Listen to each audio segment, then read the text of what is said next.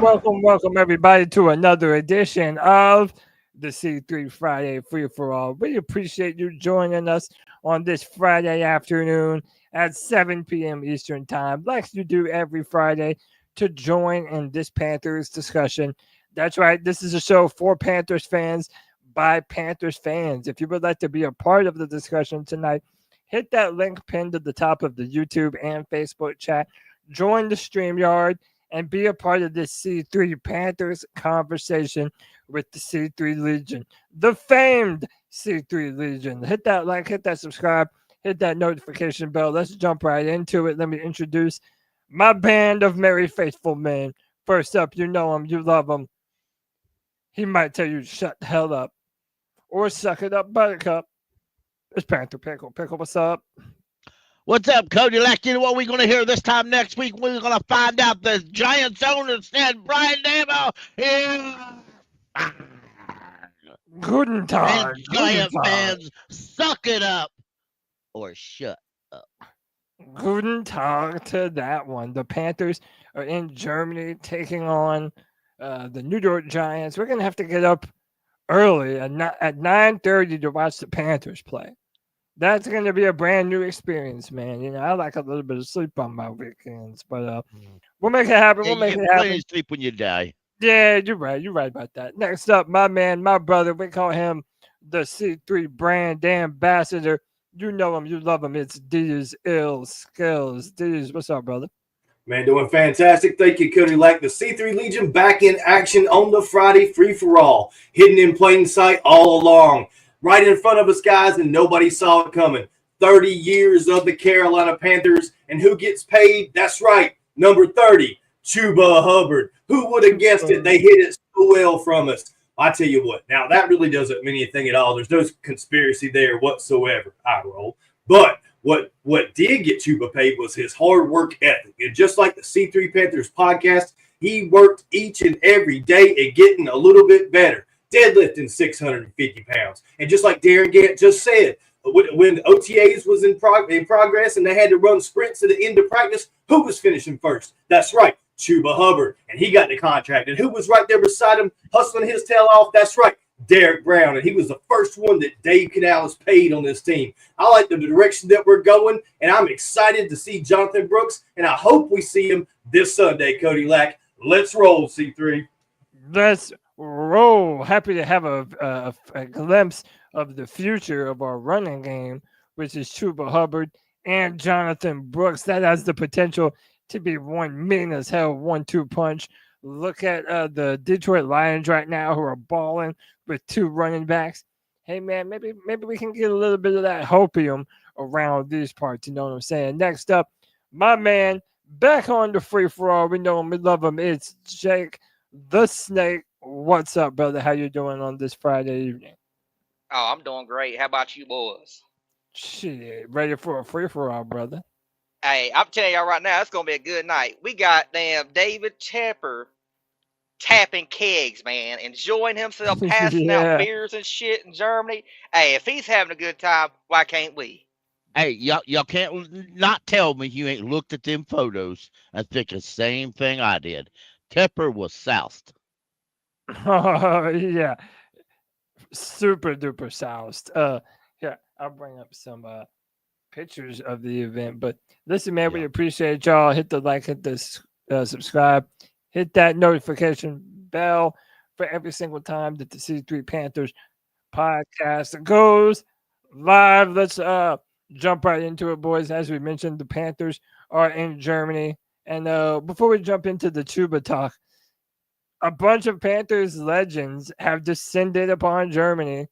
Julius Peppers, Steve Smith, Luke Kuechly, and John Beeson, with Panthers owner David and Nicole Tepper, as it hosted a full house of fans at the Augustiner Stammhaus in Munich today. Tepper tapped the ceremonial keg and handed out beers to fans while the crowd sang Sweet Caroline.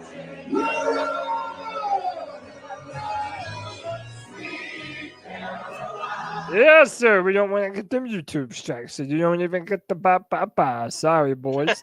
But listen, man, they're having a good time out there in Germany.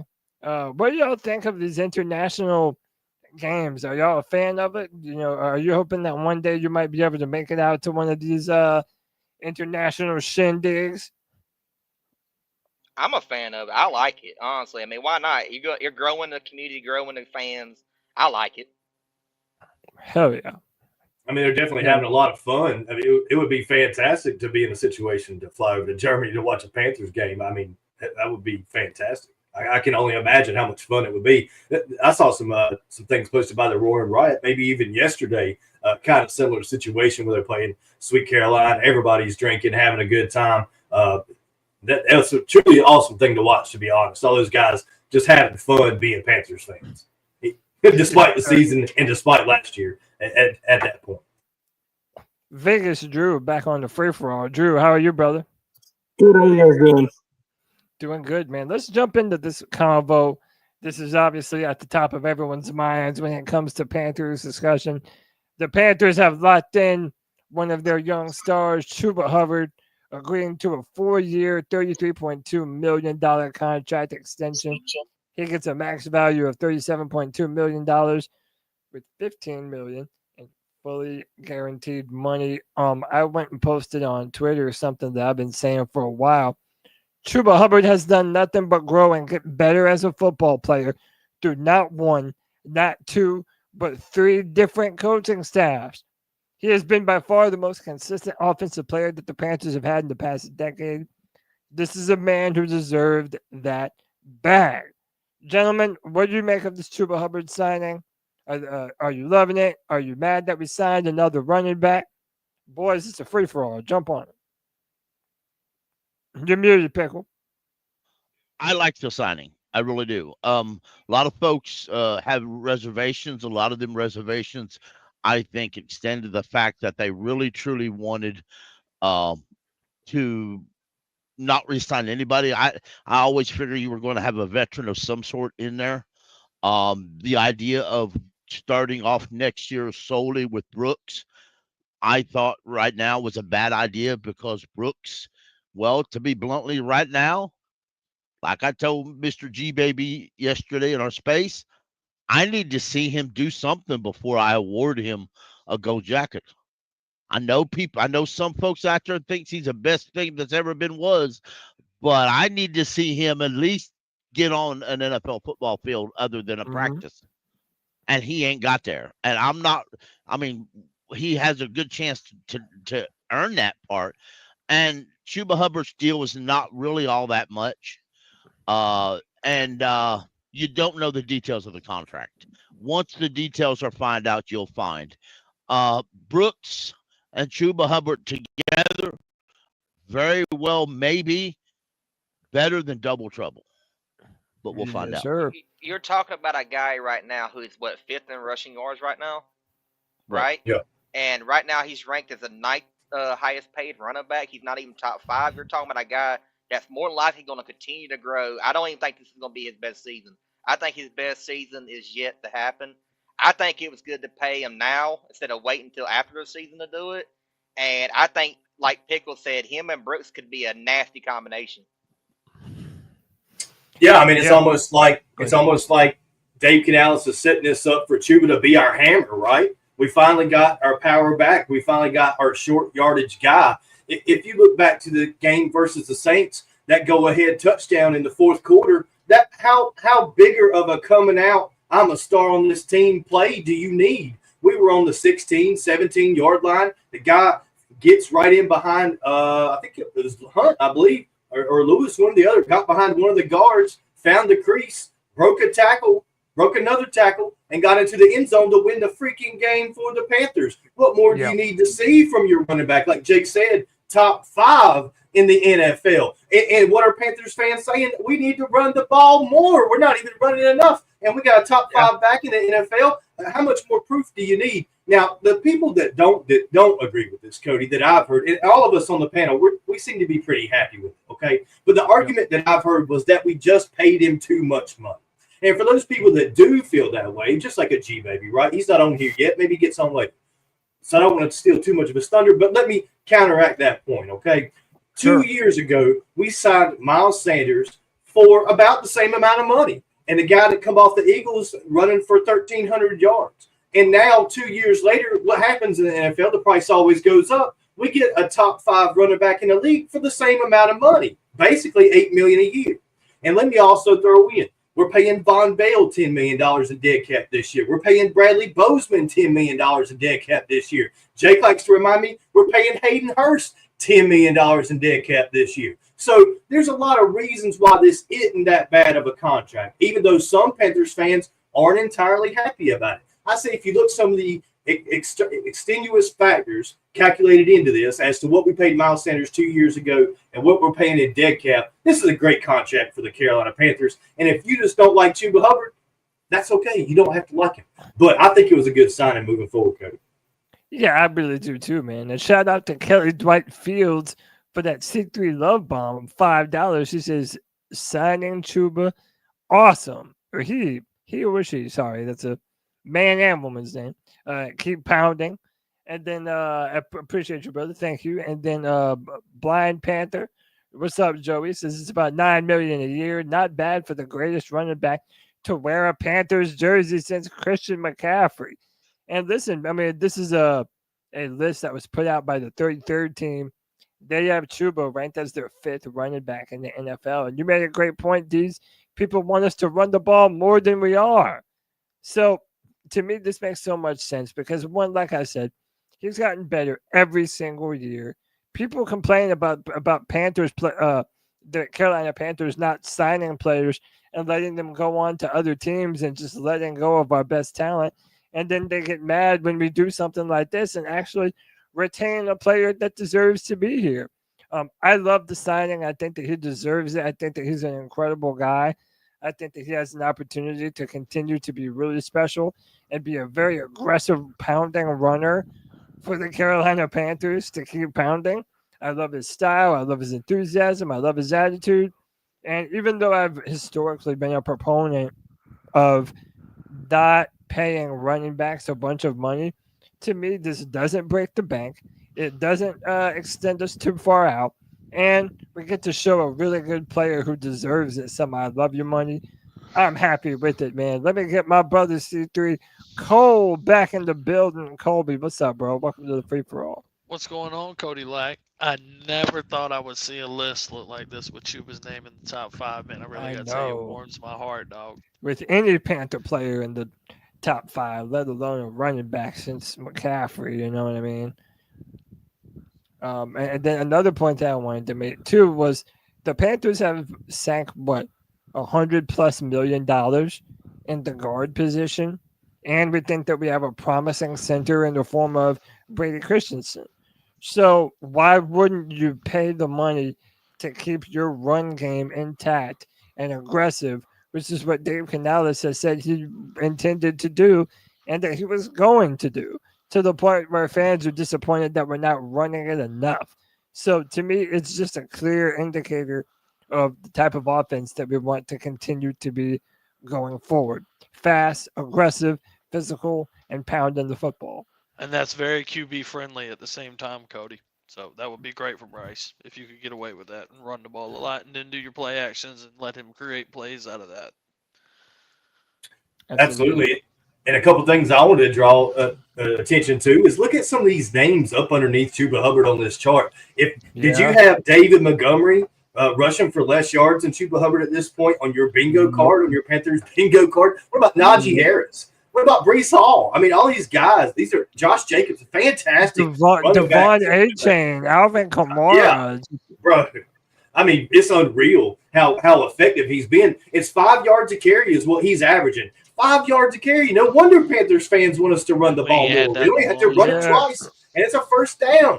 And I think, one of the biggest things, and maybe this kind of helped jade Panthers fans on running backs, there's a lot of them we can bring up, right? But one of them is that Miles Sanders contract. We look at the success he's had this year. Miles Sanders he barely has over 200 yards in that running and receiving, in total offense. So he's been, even though he's coming in to kind of back up and spell Chuba, and we use him in some fancy formations, it just has not been effective. And at some point, we're going to see Jonathan Brooks in that same situation, and I don't think he's going to have the same types of numbers. I think it's 3.7 is what Miles Sanders is averaging. And the ironic thing about that, Cody, is that's more yards per carry with Miles Sanders than what the Bucs averaged last year under Dave Canales. I'm just telling you what they've done with this offensive line. They put together a winner, and we're seeing production because of it.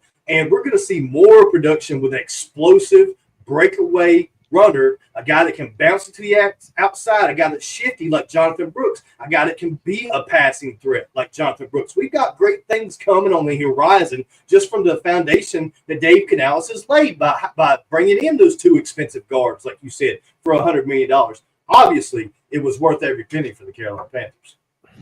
I think so too, man. I think it was worth it. And like I said too, man, I love it when someone who has been a great person in the community and who has been a consistent player on this team and has shown a tremendous level of dedication, even in spite of all the miserable losing that we've been doing. It's just been embarrassing, man. But listen, one thing that's not embarrassing, in fact, I'm very proud of, is that we have these awesome international fans, man. And we've got my man, C3 Panther, Alex, back on the free-for-all. Alex, how are you, bro? I'm not bad. You're always good with the segues there, man, Cody, I have to say. Yeah. You always seem to pull them out. Yes, sir. I'm glad someone noticed, man. I'm out here, swerving from one to another, man. Appreciate you. No problem at all. I just wanted to come on quickly and add me little 2 pence around Chuba. Yeah. I'll be honest with you, I wasn't particularly happy about it when I first saw the news of I'm getting paid, obviously. But the more I've thought about it, I think it is a good thing. You've got to think about how are we going to how do we look to other players when we present them with an offer of come to the Panthers? You're not coming to us at the minute because we're one of the best teams. Yeah. You're not coming to us for atmosphere. I mean, have a look at the empty seats in the stands. I mean, who's coming to play in front of a crowd of empty seats? So the few things that we have got, we've got 1 or 2 players that we can hopefully look to build around. Chuba being one of them. He's one of a few positives that we've got. Yeah. I think realistically, you need to tie them down. We've obviously got quite a few picks in the next draft, which is good for us. So hopefully we'll have an opportunity there to add some talent around him and around Bryce, hopefully, if the way he's playing continues. But I don't think there's many positives that we've got at the minute. So if tying Chuba down helps us for the next couple of years, next few years, what is it, a 3-year contract? 4 years. Yeah. That's quite a long time to have somebody tied down to be honest, I think it's quite a bloated position, isn't it? There's a lot of other options out there. So like I said, I wasn't overly pleased with it originally, but I can see why we've done it. I don't think we had many other options. Yeah. And listen, I get from the logistical standpoint why you wouldn't do it. I mean, I've been a big proponent of, and again, I say proponent, but it's just a trend in the NFL that running backs are devalued compared to what they once were, with the NFL trying to be so pass happy, even though passing yards are, I think, generally down this year in the 24 season. But, I understand the idea of why pay money when every year you have undrafted free agent running backs that come out of nowhere who end up being really good football players. And I've always understood that mindset. And like I said, I've espoused that mindset before. But also, when you hear the guy talk and you hear how genuine he is, how much of a hard worker he is, dude, remember, he's from Canada. So he's like the nicest guy ever. All Canadians are super cool. This is Chuba after getting paid. Blessed to work my whole life for this. Oh shit. To be able to do it here in Carolina and be a part of, reshaping and rebuilding this culture. It's a blessing. Like I said earlier, I'm kind of speechless. Got too many people to thank. Too many people that helped me get here. I know often people think, you do all the work, but it took a village to get to this point. So just blessed and thankful. Humble, blessed, grateful. He wants to be here, Cody. Yeah, that's he what I'm wants saying, to man. be here. And I like what somebody said earlier is that it gives you the opportunity to signal to the rest of the NFL that we're not just going to develop players and then let them run out the door the minute that we lose value in them. Vegas Drew, welcome back on the Free For All. Tell me, how are you feeling about the Panthers paying Chuba Hubbard? Well, I mean, it's good. Like I don't have anything bad. I know you guys are saying like, yeah, you could find these guys anywhere. That is kind of true, but you also have to be like, they're not a guaranteed hit. Just like everybody in Chuba, everybody was like, oh, this guy's a bum. Like until little bit end of last year and then this year, like he's developed. So you got to like consider you hold on to these guys and develop them. So, and it makes sense to sign him for that term because everybody's like, well, we just got Brooks and we got Miles Sanders bum ass. But you don't know. Brooks is an unknown quantity where everybody says, oh, he's highly, touted and he drafted high. That doesn't mean shit, really. Like he could be nobody. He could be, what's that guy, the Browns, Richardson way back when? Like he could just be nobody. He could end up not panning out. His athleticism could have dipped because of that injury. So we know what we have in Chuba, and it's a solid player that likes being there. Locker room guy. He's the same. He's got that, like everybody's saying, that attitude that you want going forward, the dog. But I mean, it's all positives. The only thing that's negatives is that you paid him. But that's not even. We have so many we've cut all the fat off of our team, and all the players that are performing right now are rookie contract players. Yeah. Hell, even like we invested all that money in our offensive line. I mean, we could even make more cuts. Like we'll probably get rid of Austin Colbert. What the heck is it? Why did I forget his name all of a sudden? Yeah, he's a free agent anyway. Yeah, he'll be gone. I'm sure we'll probably end up cutting or restructuring Ian Thomas again for God knows why. You can find that's a dude you can find anywhere in the draft. A blocking tight end. You could get those dudes undrafted. Just get a big body that blocks. Like I don't know. That's one of those things that always perplexed me. So we get rid of him. We got to find someone for Miles Sanders. Even if we cut him, like we're going to free up quite a bit of cash.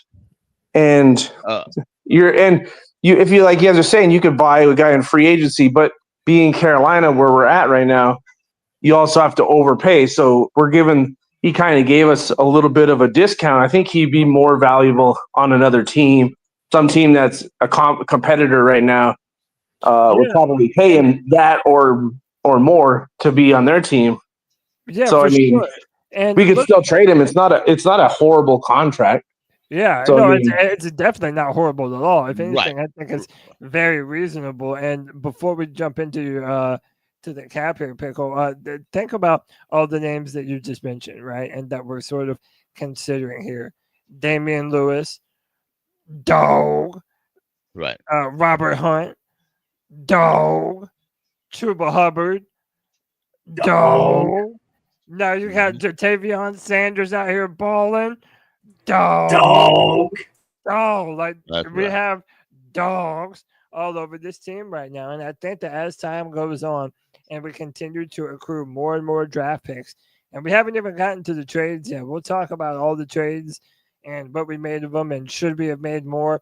But I feel like in a very short amount of time, Dan Morgan has done a really good job putting his fingerprints on this team in the limited capacity that he's actually been with the Panthers, and I feel like he deserves a lot of credit for that when we mention these types of things. Go ahead, Pickle. What did you want to Yeah, I just wanted to bring this up because a lot of people are saying we overpaid. Well, if you remember when we signed Damian Lewis, people said, oh, they gave him a 4-year deal, $53 million. Oh my God, it's an overpay. Yeah, we needed help, but it's an overpay, and some people lost their ever living mind. But they did, and golly geez, he got a $15 million signing bonus. But again, it's in the details. If you go with the details, his cap number this year was 4.9. Next year was 14.6. But here's how these work. On the third year, which is 2026, the Panthers can save $9.2 million by cutting him. Now, even if they called it a post June 1st cut, they can save $13 million. Look here. They can even they can even cut him with no bad cap this coming off season if they choose, which they won't, but they could. And that's what I say. You got it's all in the details, folks. It's all in the details. So when these contracts come out, don't overreact until you see the details, because the details will let you know the cap figure. The details will let you know how it's worded and structured to where, okay, Chuba, we talked last night. This very well end up could being a 2-year deal with an easy out after 2 years, which will give Brooks time to get the NFL under his hat, if that is the case. So again, it's all here's Miles Brooks's contract. As you can see, in my opinion, at the end, we could cut Miles at the end of this season and save $5.2 million. I think save a little bit more if we could save a little bit more if we waited till June. So how's that? Wait until after June, you can save a little bit more. Nonetheless, it's all in the details. Yeah. The details for Chuba haven't come out yet, but I was told by a gentleman that on a website that deals with cap that it was supposed to come out this evening, and apparently they were wrong because it ain't come out yet. So yeah. By the way, appreciate Nick from Tri-State says offensive nucleus is young. Most guys don't have to get paid for a few years. We need to draft and get 2 or 3 solid pieces to come in and make a splash, then get our quarterback. And this is something that we've talked about too. The method in which the Panthers build this team up seems to be very important. We've tried to trade up for the quarterback, and some people are still believing in Bryce, and we'll get to the quarterback conversation here in a minute. Speaking of, do we even know who the starter is yet? Have we been told who's starting? It's Bryce. Yes, Bryce. Bryce. Young. Okay, Yep. good. Just It's wanted Bryce. to make sure. He said it was Bryce. Yes. Yeah, so we're going to have more opportunities to see Bryce, but I definitely agree, though. And Dan Morgan did an interview, and we'll play some clips of Dan Morgan's interview here in a minute, but basically saying that we want as many darts to throw at the dartboard as possible in terms of draft picks. And I think looking at what Dan has done lately, I got to be honest, I'm excited to give him another year of draft picks and see what we're able to do and who we're able to pick up to the draft, and if we can build this team in a reasonable manner relatively quickly. Speaking of which, Nick from Tri-State on the free-for-all. Nick, what's up, dude? What's good, fellas? How are you, brother? Cool, man. About to start Good, this sir. poker tournament. Figure I'd pop in and chop it up with y'all real quick. I appreciate you, man. What do you make of Chuba Hubbard getting paid, bro? I wasn't the biggest fan. Honestly, I was because of looking at financial situations and seeing how many more, where we have way more needs on the team. I wasn't the biggest fan of re-signing him to start, to be honest. But, however, after reading the articles and everything, they're saying that Chuba is a locker room leader and he's an example. He's an example to the players. So reading things like that makes you rethink things over. So when you read stuff like that, that means he's a leader, he's a captain. People look at him, he's setting an example, and he's setting an example to what Dan Morgan and everyone wants. So you can't knock the dude for getting paid now. I just hope he keeps it up and he keeps balling out. Yeah, I hear that, man. To me, it just seems like the perfect time to do some of these things, And by the way, to everybody that was on Twitter, did y'all feel like, or however you interacted with this news, did y'all feel like there was a lot of pushback? Because I figured there would be, and I saw some. But for the most part, I seemed to kind of feel like everybody was primarily cool with this. And again, looking at what he's been able to do this year, it's hard to not, you know?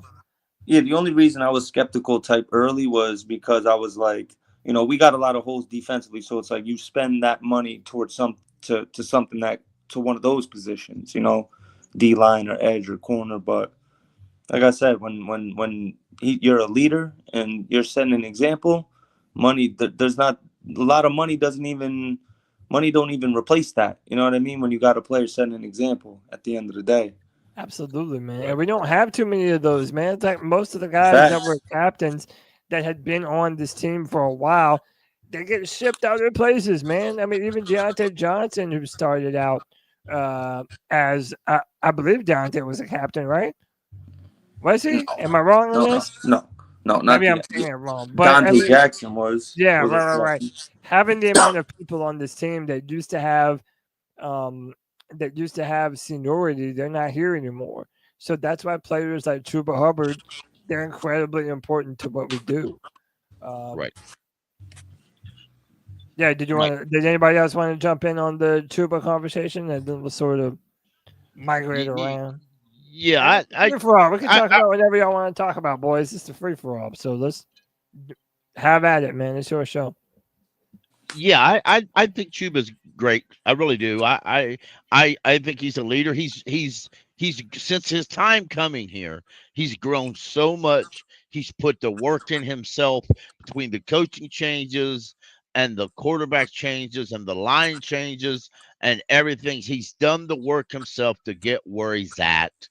You got to reward him. You got to say thank you. You've got to give him his due. And I mean, hey, he gives it all back to the team, and that's great to me. I'd love to ask all y'all a question before I pop out. I'd love to get an answer from all y'all. So, sure. Turn that Michael Myers shit off, bro. Who is the main guy you would want the Panthers to draft? Your main priority, and then the guy who is like, all right, if we don't draft this guy, I'm cool with this guy. Your top two options, essentially. Oh, see, man, I'm not like. Well, I'll let y'all go ahead because right now, I mean, I know some of the more popular players coming through the draft, but I'm not at the point where I'm versed enough on these players to be able to tell you at every position. I know some of the quarterbacks. I know that there's some good defensive line guys that are supposedly coming out, but I don't know yet. To anyone else who has an answer, I'll let y'all go. Who are y'all looking to draft? I ain't saying mine, Cody, because if I said mine, we'll be in here for 3 hours arguing about it. But then, damn it, Jake, you might as well say it because that's what the free for all is all about. I mean, Travis Hunter's still up there for me. I mean, I get the argument of number one. I can understand that, but if he's somehow my two. He's my number one. He's my two. I really like him. I mean, I know the whole argument is he's not going to play both ways. I'm okay with that. He don't have to.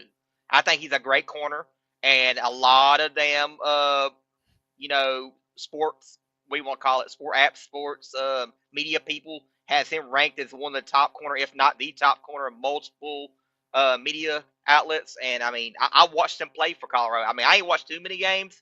I watched a few, and the ones I watched, I mean, he's a dog, bro. And that's what Dan Morgan wants. So let's stop being nice. All right. Y'all suck it up, Buttercup time. All right. Let's put the money in. Here it is.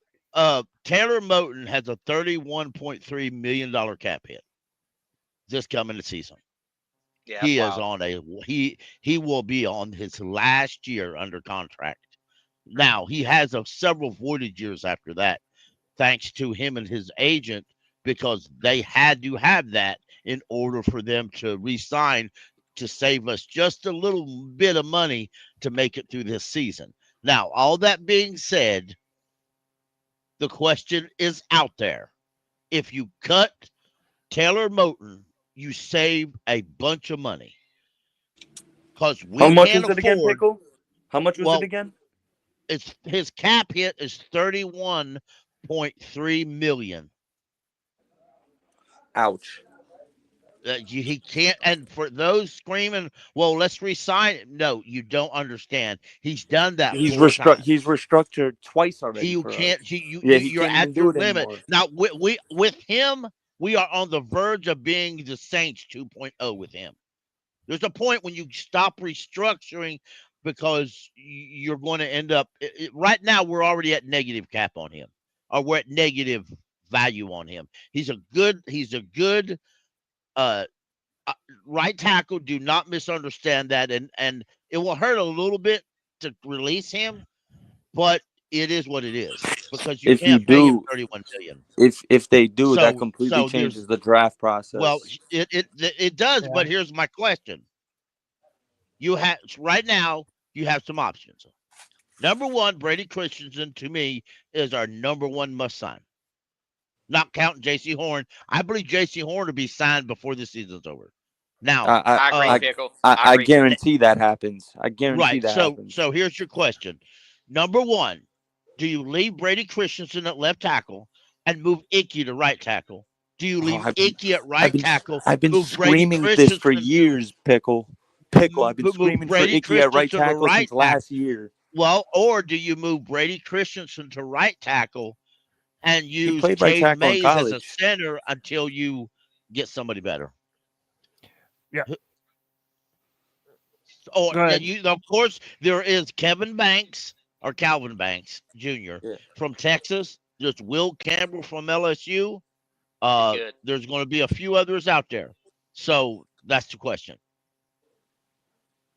Yeah, I don't Jason's a think Will dog. We Campbell's need to gonna fall re-sign out him. the top 10. My question to everybody is even if you did trade him, and again, I hear you, Brady Christensen.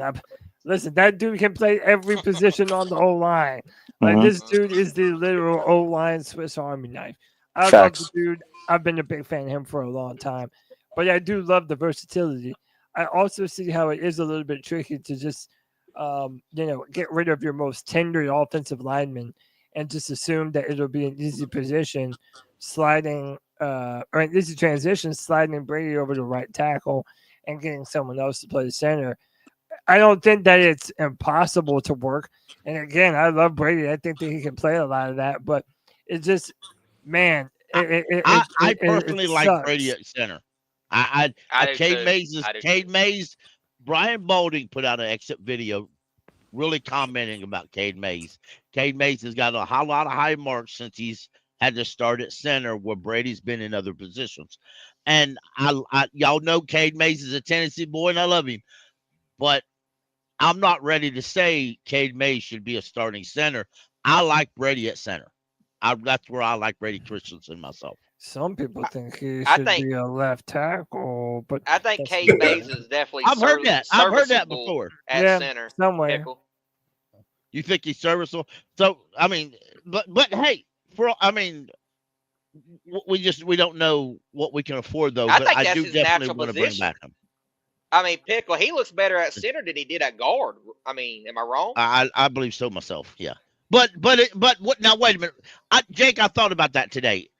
That's true right now because we see Right. him side by side against two elite guards. Right. Back when he played left guard, he didn't have a stud at left tackle and a stud at center. So it's going to be like Icky much better at left tackle when he has Lewis beside him, who's studied himself. I think this is just a really interesting conversation that Pickles brought up because, and we got into this last night, Cody, and I definitely want to hear your thoughts because I do know that you feel like Brady Christensen can be our left tackle moving forward. And what he's kind of describing or outlining moving forward for the Carolina Panthers is like the cheapest option for the offensive line, right? So we let Moten go. We save a ton of cap dollars. We've got two pieces, okay? Ikemekwanu's out this week with that ankle injury. He's not playing. We're going to see Brady Christensen in at left tackle, and then we've got Cade Mays who played pretty darn well last week, like he pointed out. He had a great PFF score. I think it was 84, 85 in pass blocking grade. Cade Mays played better than we've ever seen him play. And re-signing Cade Mays and Brady Christensen, which I've said 3 weeks ago, we should have signed Brady Christensen already to a contract because of how he's looked this year, how he's been versatile, how he's been the Swiss Army knife of this offensive line, a guy that you've championed over and over for years at this point now. Yeah. What is the move going forward? Who's more likely to move to right tackle? I think we need Ikem Ekwonu to work out. His fifth-year option's coming up. That's something we need to discuss. Do we sign it? Do we not sign it? I think it's a pretty reasonable number. Pickle knows what it is. Who do you put at right tackle if we move on from Moten and try to save a lot of money? What configuration on this offensive line would be the best going forward? Should we be money-wise, or what direction should we go, Cody? So I'm thinking from this perspective, right? Let's say Brady Christensen finishes out the rest of the year at center and holds it down at a high level. The center is low-key the most important position on the O-line. He's the one that will also call checks on the line to identify the mic. That center, I mean, man, just ask Cam Newton how important a center was to his career. Or Jalen Hurts up there in Philadelphia having Jason Kelsey at center, right? It's very, very, very important. But with that said, there is no doubt in my mind that Christensen could play right tackle. It's a bit of a gamble because we haven't necessarily seen him a ton at that position before. And I don't know if it was said earlier that he played right tackle at BYU. He played left tackle at BYU. And when he came out, he was the highest graded left tackle in the country at BYU at left tackle. So the dude is so incredibly versatile. But if we did move on from Taylor Moten and we did decide to trade him, it's such a conundrum because wherever you put Brady at, you're making another hole that you're going to have to either fill in free agency or fill in the draft at a year when I feel like we're really trying to build up on that defense that's been just god awful this year. I'm not telling y'all nothing y'all don't know. I think that a lot of the resources need to be dedicated to defense. So I wonder if there's even a scenario where for as much as Taylor Moten cost, is it just more of a hassle to try and replace him rather than pay the man what is owed, as astronomically high as that might be? I think they're going to keep him. I don't know what they're going to do contract-wise or how they're going to fix that. I don't know. I don't know if they can fix it. I don't.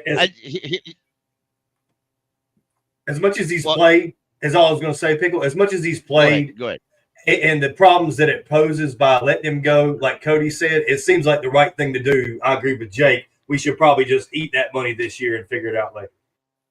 Well, the something that we could do this coming week, y'all know who the nose tackle is for the Dexter Giants, Lawrence, right? Yeah. So presumptively, Dexter Lawrence is going to take on Cade Mays and whoever else is out there. So this is going to be a real, and we'll also see likely see Brian Burns and OG Laurie lined up against Timo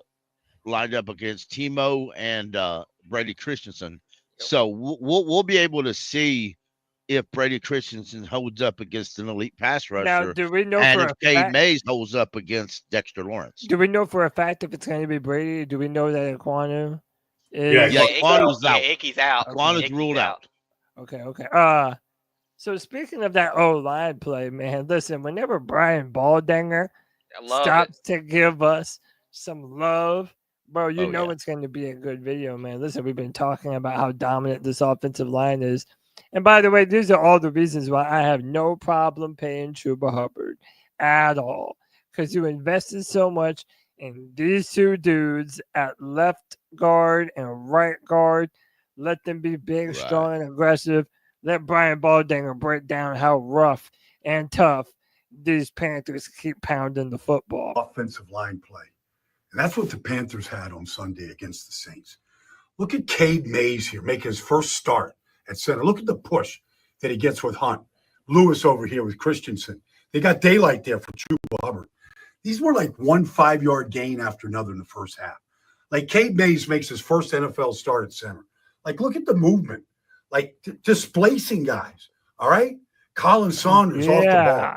It's fun to watch because they're coordinated and they play well together. Like, just watch Robert Hunt, like, hit this linebacker.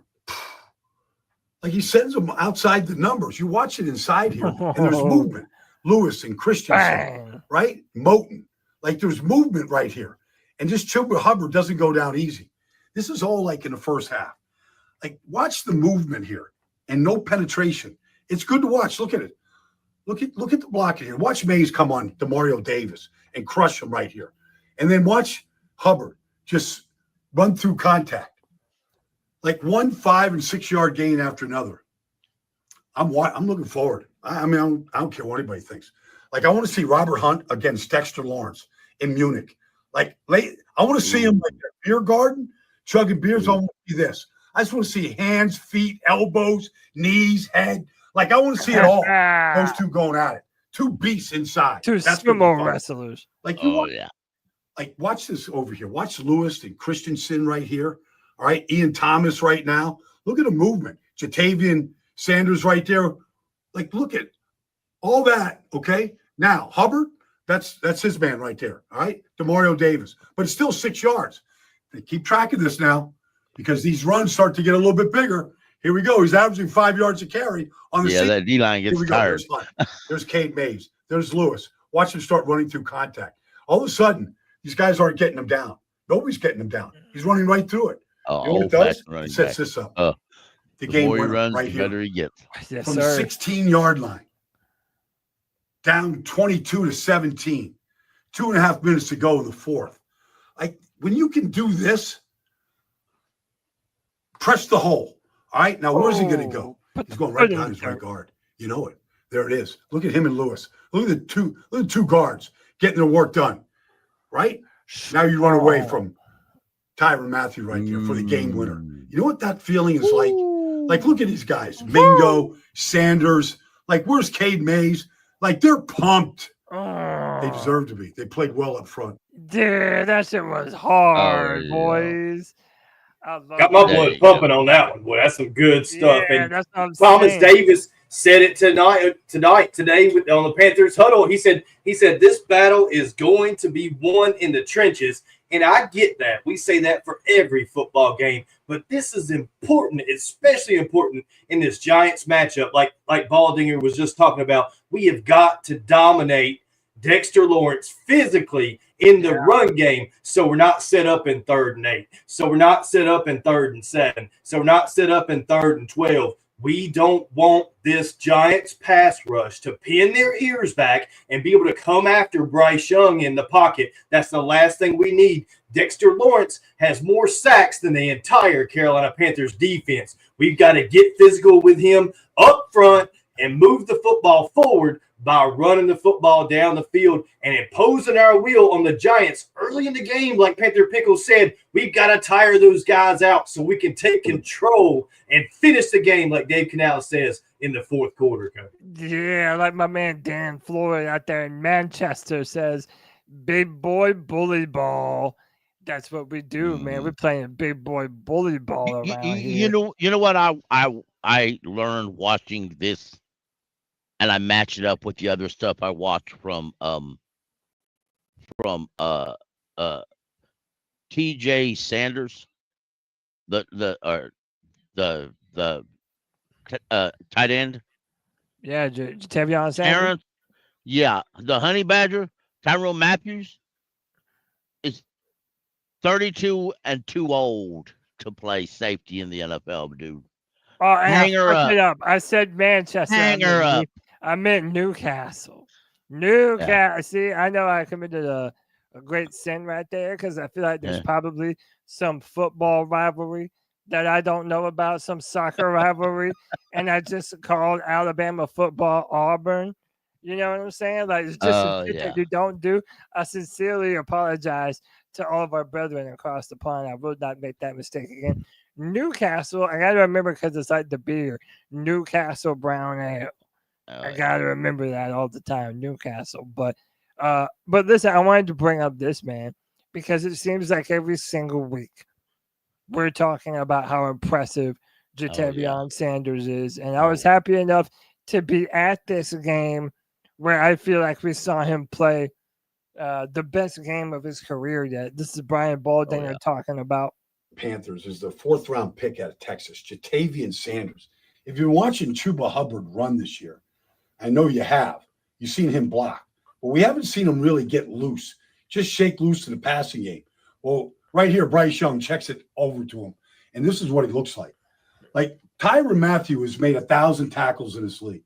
I don't know if anybody's just jumped over him before, but he just jumps over two, and he leaves the Saints in a wake, and he just starts what we knew he could do coming out of Texas. Excellent after the catch. Like just a big man that can run, protect the ball. Here comes the other safety and just kapow. And Jatavian Sanders having a good rookie season. He's a legit prospect. Him and Xavier Leggett, the two of them, they're building something. Number 0 for the Panthers. Sounds to me like that man right there is the dog. Man, I'm just happy about the fact that we finally have some hope at the tight end position. Maybe this time next year, our roster will be absent of one Ian Thomas. Thank God. May us all pray, right? But I'm really impressed with the young man. He's strong. And listen, Pickle, I know you can vouch for me. I said before the season that we might not expect to see a lot from him this year because it takes so long to get those rookie tight ends to get up to speed when it comes to blocking and pass protection and things of that nature. I find that he's been a breath of fresh air and a pleasant surprise. Oh, yeah. Literally all the way around. I mean, the dude has been balling. They put out a mic'd up episode with JT Sanders, and the dude just seems like he's shot out of a cannon. Oh, yeah. This energy, aggression when he's on the field, hyping up his teammates. I love this dude, man. I think Dan Morgan really hit on this one. Yes, sir. And if you haven't seen the hyped up video of Jatavian Sanders, you are missing one of the best videos the Panthers have put out this season. Or no, let me rephrase that. You're missing one of the best player videos put out by the Panthers in 6 years. 6 years. Watch that video, that hype where he was mic'd up, that video, and you close your eyes and imagine Cam Newton next to that man, and you'll lose your mind. That man is as vocal as Cam Newton was. Yep. Love him. Yo, maybe we can play that here in a minute too. I like jump in here, boys. What do y'all think of Jatavian Sanders through his young career thus far? He's been a leader. Go ahead, Deez. Yeah, he is a leader for sure, Cole. I agree with that. And that game was a record for the Panthers. That's the most yards gained by a rookie tight end ever for the Carolina Panthers. Let that sink in. Just think about that. Let's compare it to Ian Thomas, right? I think Ian Thomas, his rookie season, had about 250 yards. We're moving well past that now, or close to, with Jatavian Sanders. He's already proven that he is him, and we drafted the right guy in the 4th round, at the top of the 4th round. A lot of guys had him marked as the second best tight end in the draft. Now, a couple guys were taken ahead of him, and it seems to me like Jatavian Sanders took that a little personally. And he said, you know what, why'd you draft me the 3rd or 4th tight end in this draft when I should have been number 2? He's having a great year. And if it doesn't, he's the best thing we've had since Greg Olsen. It's not even close. There's lots of reason to be excited. He's already setting records. He's out there busting heads on the Saints, wearing number 0. Lots of reasons to be excited about Jatavian moving forward, guys. Yes, sir. Go ahead, Cole. I think it just shows a lot for the rookie to take on that much of a leadership role, and just naturally he's not forcing it and he's starting to make plays with it. When you get those two things together, it really makes for a good situation for us going down the road. And we've always played our best football when we've had a solid tight end out there, whether he's just blocking. I mean, definitely like Jatavian, he can do receptions and make the big plays. Yeah. But they're sleeping on his blocking, Cody. That narrative that he can't block, I don't believe that whatsoever from what I've seen on tape, or he's a lot at least. And he's jumping over fools, man. Jumping over Tyrann Mathieu and he shit. ain't playing no games with nobody. Yeah, he ain't fucking around. Jake, how you feel about JT Sanders, bro? I mean, he was my number 2 tight end. I ain't gonna lie. I mean, I was surprised he fell that far. Me Like, too. I kind of got worse. Like, is there something wrong with his medical or something for him to fall that far? Because I had him going at the very least the bottom of the second, early third. I did not expect him to go to the fourth. But yeah, he was my second tight end on the board behind who was the Raider? Who did the Raiders draft? What was that tight end? Did the You know Notre what I'm Dame talking- tight end? No, it was a Georgia tight end, was it not? Oh. McGlinchey, Mike McGlinchey. No, what's his name? No. Brock- God, Brock? what's his name? Bowers. Brock Bowers. Yeah. Yeah, Brock Brock Bowers. Bowers. That's Vegas. Brock Bowers. Yeah. But yeah, he was my second tight end right behind him. But I was so glad we got him, and he's gotten better. I know he's had some blocking issues, but he seems like he's still getting better and better at that. Yeah, I think so too. And I think part of that mindset and that attitude that we've seen from him recently is why he's been such a breath of fresh air, because he is coming in more advanced than we're typically used to from that position. And it's like the Tommy Tremble stands is who I feel sorry for in this. The fans of Tommy Tremble, you know, I had a couple of seasons where I was a big fan of his and we're really high on what he could do for this team. And this year it just hadn't worked out for the guy. You know, a lot of injuries for him this year. I think he's out again this week, I think, with a back injury. And Lord knows I've had back pains before, and it sucks, and I feel bad for him. And I feel bad for the Panthers fans that believed in him, because it seems like the writing's on the wall with the year JT's having. You know, Ian's not going to be back. Tommy's not going to be back. We're going to move in a different direction. Like one of our contributors was saying earlier, we can find us a late round tight end if we want one. We can find us a blocking UDFA tight end if we want one. And with the changes that Dan Morgan's made to the scouting department, that may be something that they're looking for going forward. So we'll see. We'll see what happens going down the road, but the future is looking bright for JT Sanders. He's one of the guys I'm most excited for moving forward.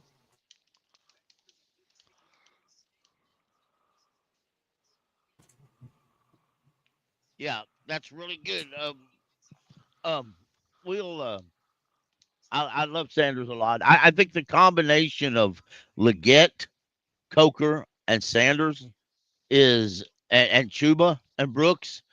I think this offense is good for many seasons, and we're all going to enjoy it and love it. We got to hope we're built. We got one or two pieces on defense, and we're going to have to work a lot of the draft pick and free agents on this defense. Y'all know on my man on Tennessee,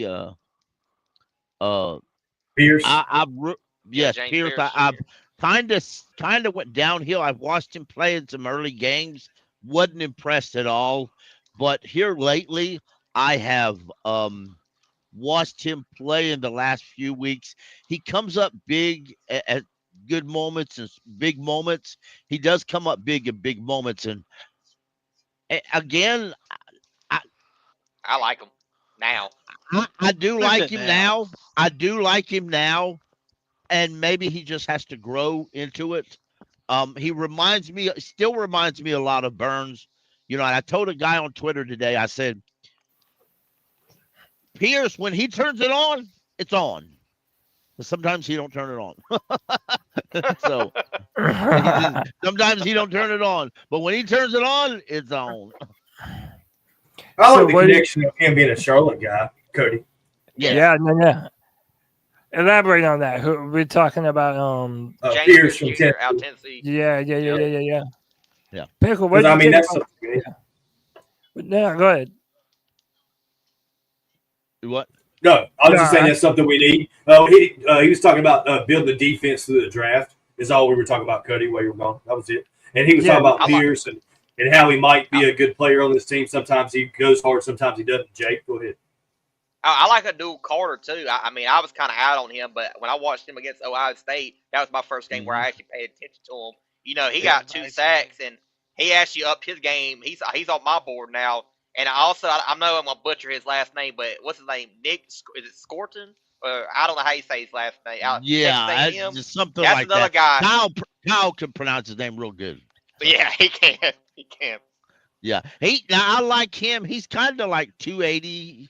286, 290. He's pepper sized, but he's really good agile. Somebody like that, I think, would fit in the 4-3 or a 3-4. Either one. I really like those individuals that weigh that kind of like that.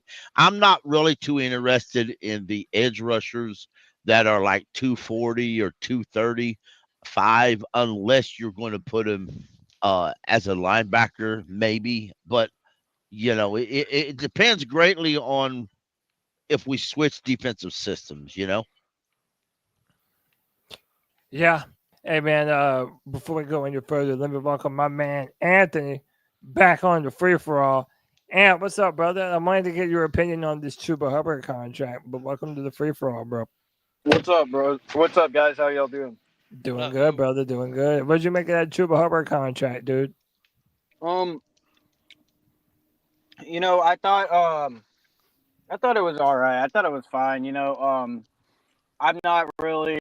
wasn't really a big proponent of worrying too bit about keeping him or not keeping him, but I think they want to keep him for the culture and this, to set a good example. And I think you can run the dual running back system now. And I think what do you call it? Honestly, it's not a bad contract, really. We talked about this yesterday. It's really like a 2-year deal. So, like, I think it's like they're just trying to keep the training wheels on Brooks for 2 years, kind of get him to where Chuba is now as a runner. But the thing is, too, when you have a good offensive line, you're going to get better as a running back regardless. So I think Chuba deserved the contract. It's not going to hurt us in the long run or anything. I mean, he's making just a little bit more than Josie Jewell, and Chuba is playing like a top 5 back right now. So yeah. Yeah, I mean, I know yesterday I was watching my Twitter timeline, and I wouldn't say that you were upset with it, but did you feel like maybe at any point that there's like this is money that could go to some other player on the team? Well, yeah, my main frustration, or not really seriously that frustrated, but my main my head was I just don't know why we dropped. It must have been that they didn't think Chuba would be this good, which in my opinion, I don't know. You kind of watch his film last year.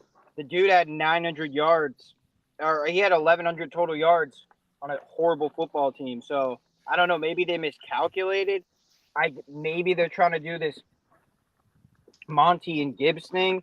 I don't know. I just think they could have done this Monty and Gibbs thing with another guy in like the 5th or 6th round. But I'm not going to harp too much on it. I just think I hope the front office. I hope this is the last running back move we make for like 5 years, dude. It will be. Talking about it will be.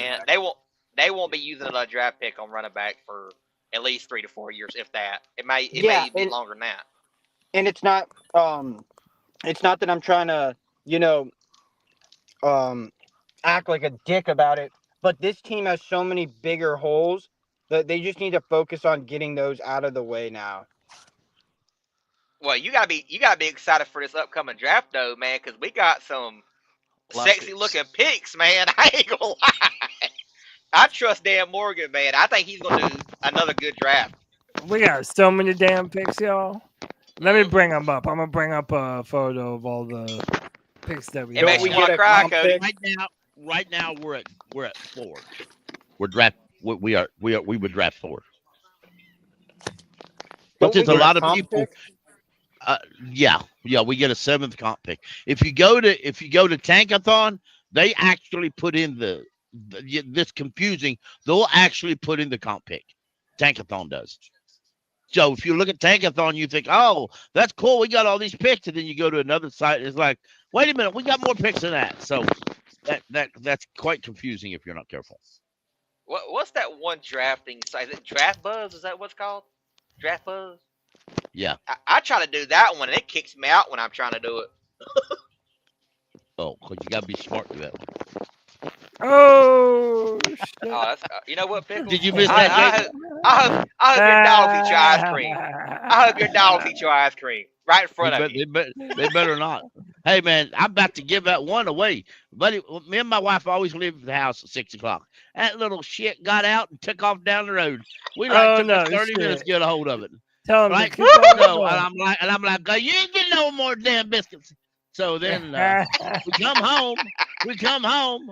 We start carrying a little bit of groceries, and then what's it do? It takes off down the road again. I thought, you little Oh shit! I you let that stay little down motherfucker the go. road.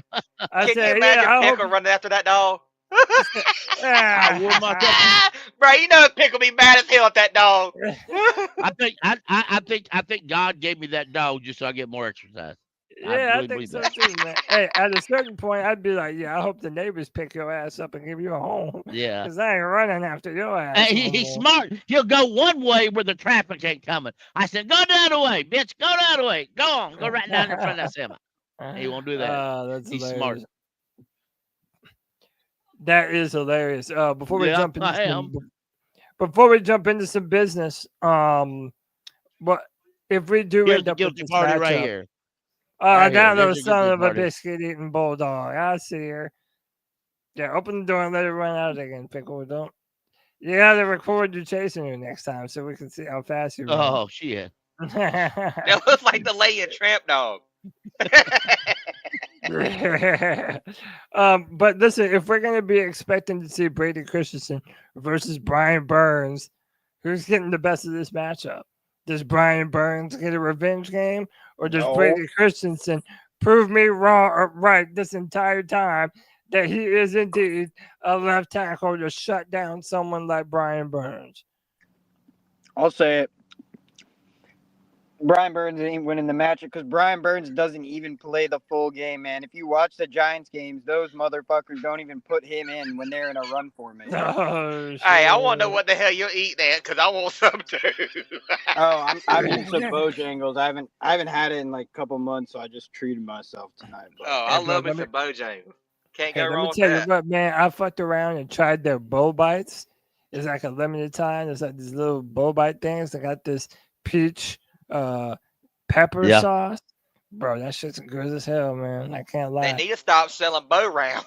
I normally don't love Bojangles, but them bow rounds and the fucking it's bow bites, serviceable. they're pretty It's damn good. serviceable. It's not terrible. Yeah, that's what I'm saying, man. Like normally I prefer Popeyes. I think they got better chicken. Yeah. but- I'd rather go there, but there's just one by this highway I'm at. But anyways, back to football. Yeah, Let's yeah, let yeah. them talk. No, did you have something you wanted to say? Like a point or something? No, I mean, I just think I think Brady's gonna win the matchup. Every time I've seen Brady at left tackle or at tackle, he's done a great job. So Yeah.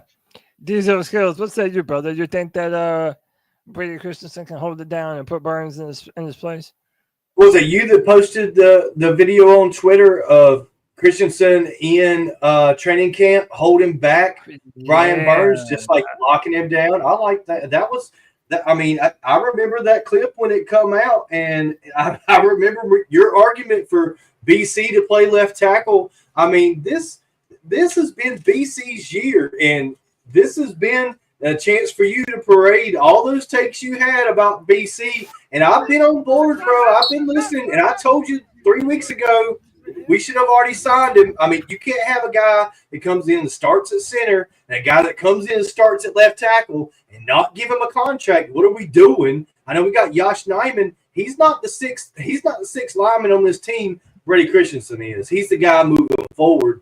And the quicker we get him under contract, the better I'll feel and the better I'll sleep at night. He's got to be a part of this team moving forward. Now, does he win this matchup? Well, things are different for Brian Burns. Brian Burns is in that role that he was in when Hassan Reddick was here, okay? When Hassan Reddick was here and Brian Burns was on the other side, that defensive line that team was able to amass over 50 sacks. And, with Ojulari, the way Dexter Lawrence is playing out of his mind, he's got 9 sacks already this year. Brian Burns has 5, so he's on pace, to get 10 this year, or close to, like always. I mean, this defensive front from the Giants is formidable. And what we've got to do is we got to call good pass protections up front.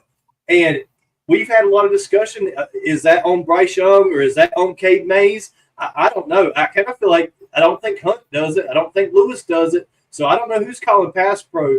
But when the Giants are blitzing, we got to be ready and we got to have guys in the right position. I remember there was one play on the goal line last week. Cade Mays kind of whiffed on the goal line, didn't come up with a good block, missed it. We got stuffed on a run play. There was another play where Brady Christensen really whiffed on the outside on the third down. Let somebody run right by him. Well, he made contact with him, but he went right by and still got the sack. And we can't allow those things to happen. And that's going to have to come from the running game. The running game is going to have to produce. And if running game does and it's effective and we're dominant up front, then we won't have a problem with this Giants pass rush because we won't be in those situations on third down. But if we keep putting ourselves in third and long, Cody, it could be a long day for Bryce Young and Brady Christensen on this offensive line. Yeah, that's a good idea. Not letting them have the opportunities to pin the ears back. And I think running the football, like that's bread and butter. You have to be able to do that. But dude, let me just break down this beautiful bean for you, right quick. This is from like 2 or 3 years ago during training camp. Brian Burns tries to get to the back foot. Christensen says, nah, leads him right around. So Burns is like, all right, I'm going to hit him with the spin move back inside. Christian again says, nah, dog, you ain't going nowhere. Hits him with that anchor. Drops his feet back behind him so that way his feet are underneath him, not giving up ground. Dude, that is textbook, in my opinion. That gives your quarterback enough time to maneuver and move around. It's going to be a matchup, man. I think it's a heavyweight title fight between BC and Burns, but Dexter Lawrence and that interior O-line. Bro, we're going to have a matchup to watch this Sunday in Germany, man. I think he's our best pass protector no matter where he plays on the offensive line. And that's just what I believe. I legit think he's the best pure pass protector on the offensive line. I mean, I know he can work on his run protection, but I mean, he's not even horrible at that. He's above average at that, along with him being great at pass protection. Hell yeah, brother. Hey man, let me welcome in from the Black Hat Panther Podcast. Popping bullets. Is Brady Christensen about to shut shit down on Brian Burns? Hello, gentlemen. What's up, my lawyer? Hope everybody's doing good tonight. I'm in a good mood as usual on this Friday, spending time with y'all in the C3. Cody and the rest of y'all, do y'all believe fire burns? Do we believe fire burns? Do you believe fire burns? I don't know if I believe fire burns. Okay. So let me do a little history with you. Okay. I see you smiling over there. Do you remember what Steve Smith did when he went to the Baltimore Ravens? Yeah. Okay. That was just one example. Example number 2 I'm bringing to the court. Do you remember what DJ did when we played against him? He went bananas, didn't he? Yeah. So record shows, I'm not trying to be a Debbie Downer, but every time we let go of a star, they come with vengeance. And it's hell. So it just don't look at it like does Brady Christensen have to worry about Brian Burns. Yeah. They can move him around. They don't have to have him right there. They can put him on the other side. True facts. At one point was our guy. Now Spider-Man is back into his city. Yeah. It's not going to take no plays off like people were saying because he got his money. He's fully healthy. And this is probably the best defensive line we're going against. Now, look, I'm a Panther fan, guys. I understand, but we have to face the facts. We haven't gone against a defensive line like this yet. I'm talking about star-studded. Really? Not even the Bears? Nah, not with this because you got one person who's probably gassed up so much. Yeah. Out of this, it happened before. We've seen it. This time it's on defense. Imagine where his engine, where his mind is going to be like. He's going to try to prove why y'all should have never let him go. Yeah, he's got that extra fire. I gave you 2 other stars that we had that the organization let go or didn't keep. You think Brian Burns not coming here? Now I don't know what he's going to do the week afterwards. He might fall back into the shadows, but he's definitely going to come. and show up in Germany. Okay. I don't think he gets a sack against us. I don't. I'm gonna go that far. he said not one I don't even sack. think he gets a sack against us. Damn, not even one. Jake. I really don't. Not even half of one. I've never had a strong opinion about Burns. I just don't. I don't think he's got that kind of fire. But I also, really don't. He got his isn't money. it- He's got his money. But isn't it a good point though to say that if Brian Well, I mean, Burns he'll is gonna try. have, Don't misunderstand me. yeah, He'll I'm saying, try. but if Brian, But- if what Pop is saying is true, if he's gonna have all this extra motivation to show out against his former team, well, it's also an opportunity for BC to show out and be like, yeah, this dude that just got paid $30 million a year, I subbed in at left tackle and I shut his ass down like I did in training camp. And Cody, you're falling for the trap. You're falling for the trap. You're falling right into his web. You're falling right into his web because you don't need to worry about Brian Burns, from which I tell me right. Oh, who is lining up? Who is worried? Who's worried about the center? Is it Cade Mays there? Yeah. Yeah. Destin Lawrence is the number one. Hold on. Robert Hunt. Stop. Destin Lawrence is the number one leading sack leader in the NFL right now.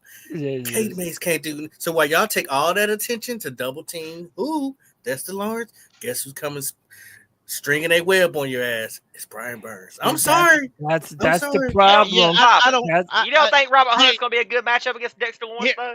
My bad, Pickle. He don't have to sack. He just got to call confusion. Right, but here's my point, though. Here's my point. I get you about the D-line, and you're right. I was talking earlier about how the D-line, about the Giants D-line. But here's my point. That's all they got. If they get the ball past the D-line, it's over. Because that's the Giants ain't got nothing but their D-line. They don't have nothing but their. Now, when I say D-line, I'm talking about the edge rushers. But as far as interior linebacker, they ain't got shit. As far as corners, they ain't got dog crap. As far as safeties, they ain't got dog crap. After that front four or three, or however you put it, after that D line, the Giants ain't got nothing. Past that, and they ain't got nothing on offense to worry about. So that's my point. I understand what you're saying, I do, but this is where the offensive line gets their paycheck. This is where the offensive line gets their paycheck. If they fail, then none of them worth shit. Brady Christensen ain't worth another contract.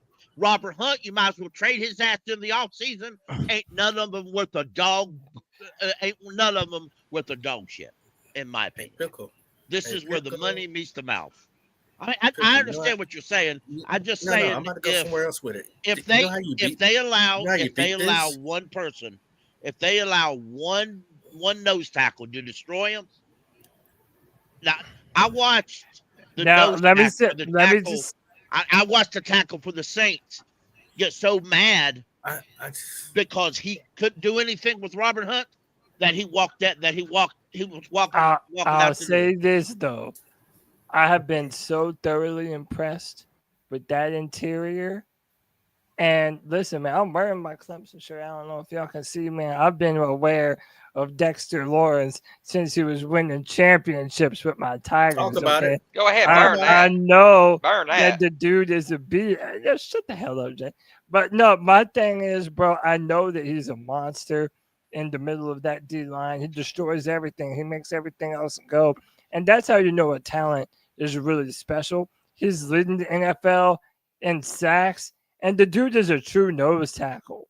Like, it's not like he's a 3-10. Right, Cody. Like, this dude is throwing around double teams on a regular basis.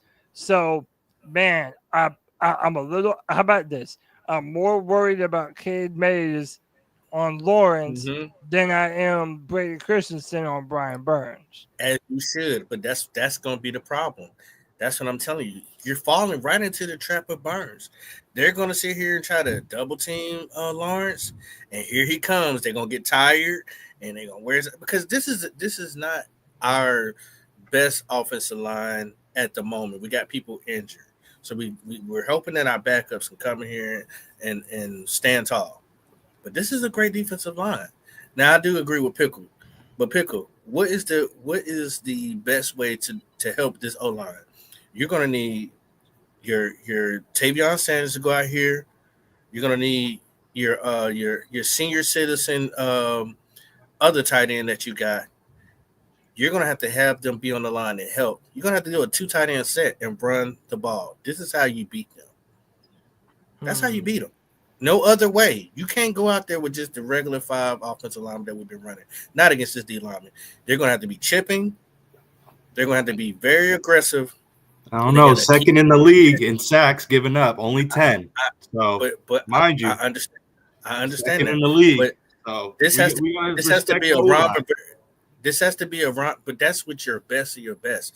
This has to be a Ron Rivera type of game, ground and pound, a 9-3 type of game.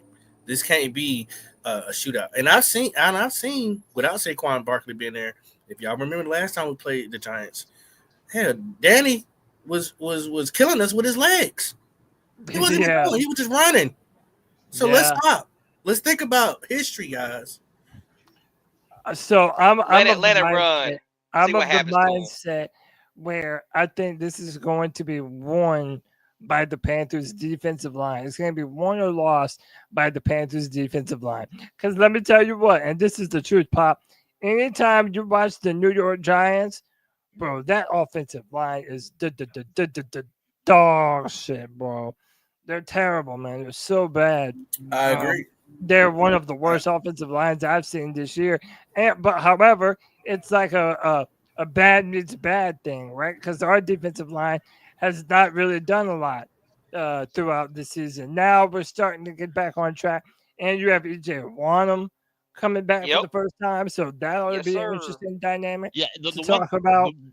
But the point that I wanted to make though is that to me this offense for the New York Giants, outside of neighbors and a few good things that they do, for the most part they're anemic. So it would not surprise me if this was a very low scoring contest between two teams that that are just kind of trying to get out of their own way. Before you go, Pickle, let me welcome in Alex, 814 Panthers, holding it down for the left coast. Alex, what's up, dude? Hey, what's going on? Happy Friday, guys. Happy Friday, brother. How are you, man? Doing all right. Good to hear, man. Yeah. Jumping on the convo, but also, what did you make of the Chuba Hubbard signing? Yeah, I mean, like I said, second in the league in sacks given up, only 10. Yeah. And that's been all year. That's not just with I know the O-line's a little banged up, but that's been all year. The O-line, Corbett's been out for a while. Aquanu's been out for the last couple games. So, I mean, and it's been a makeshift O-line. Guys have been moving around, and they still look real strong. So, yes, obviously, if it's going to be 3rd and deep, 3rd and 8, 3rd and 12, obviously we don't want that because that just means guys are just kind of going to come at us, and there may be some sacks. Like it could happen. And I agree, we got to run the ball. We just got to run it down their throat. That'll open up the pass game. But yeah, the Chuba Hubbard signing, well deserved. He's been like literally what everybody in Carolina has wanted. Just smash mouth, always been reliable. Just a great player on and off the field. So I mean, that's all you could ask for in a player. And I think we got him for a good deal. I know right now it's like a top 10 running back deal, but like eventually in the next couple of years, he'll, the salaries it'll adjust. So I think we got him for a good deal. Obviously, I think Miles Sanders is going to be out of here but next season. Right now they got up Chuba at number 9. Yeah, they got him at right. Paid, Yeah, number 9. So yeah, other than that though, I mean, this Sunday is going to be a great game. I think you guys, what time you guys get it at? 9:30? 9:30. Yeah, I gotta get up at 6:30. So I mean, damn, Jesus Christ! Get you some coffee in you. Wait by then, man. We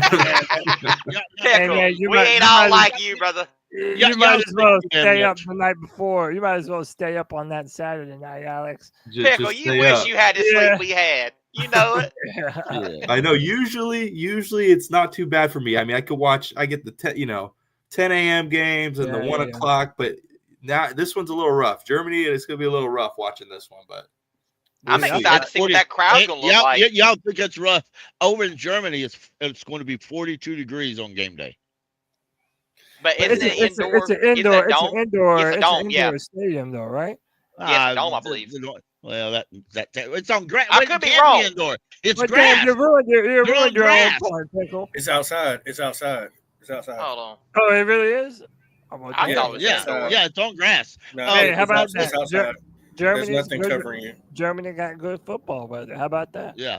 Now, but back on this, the Giants are ranked 28th in against the run. So, and if you listen to Canales,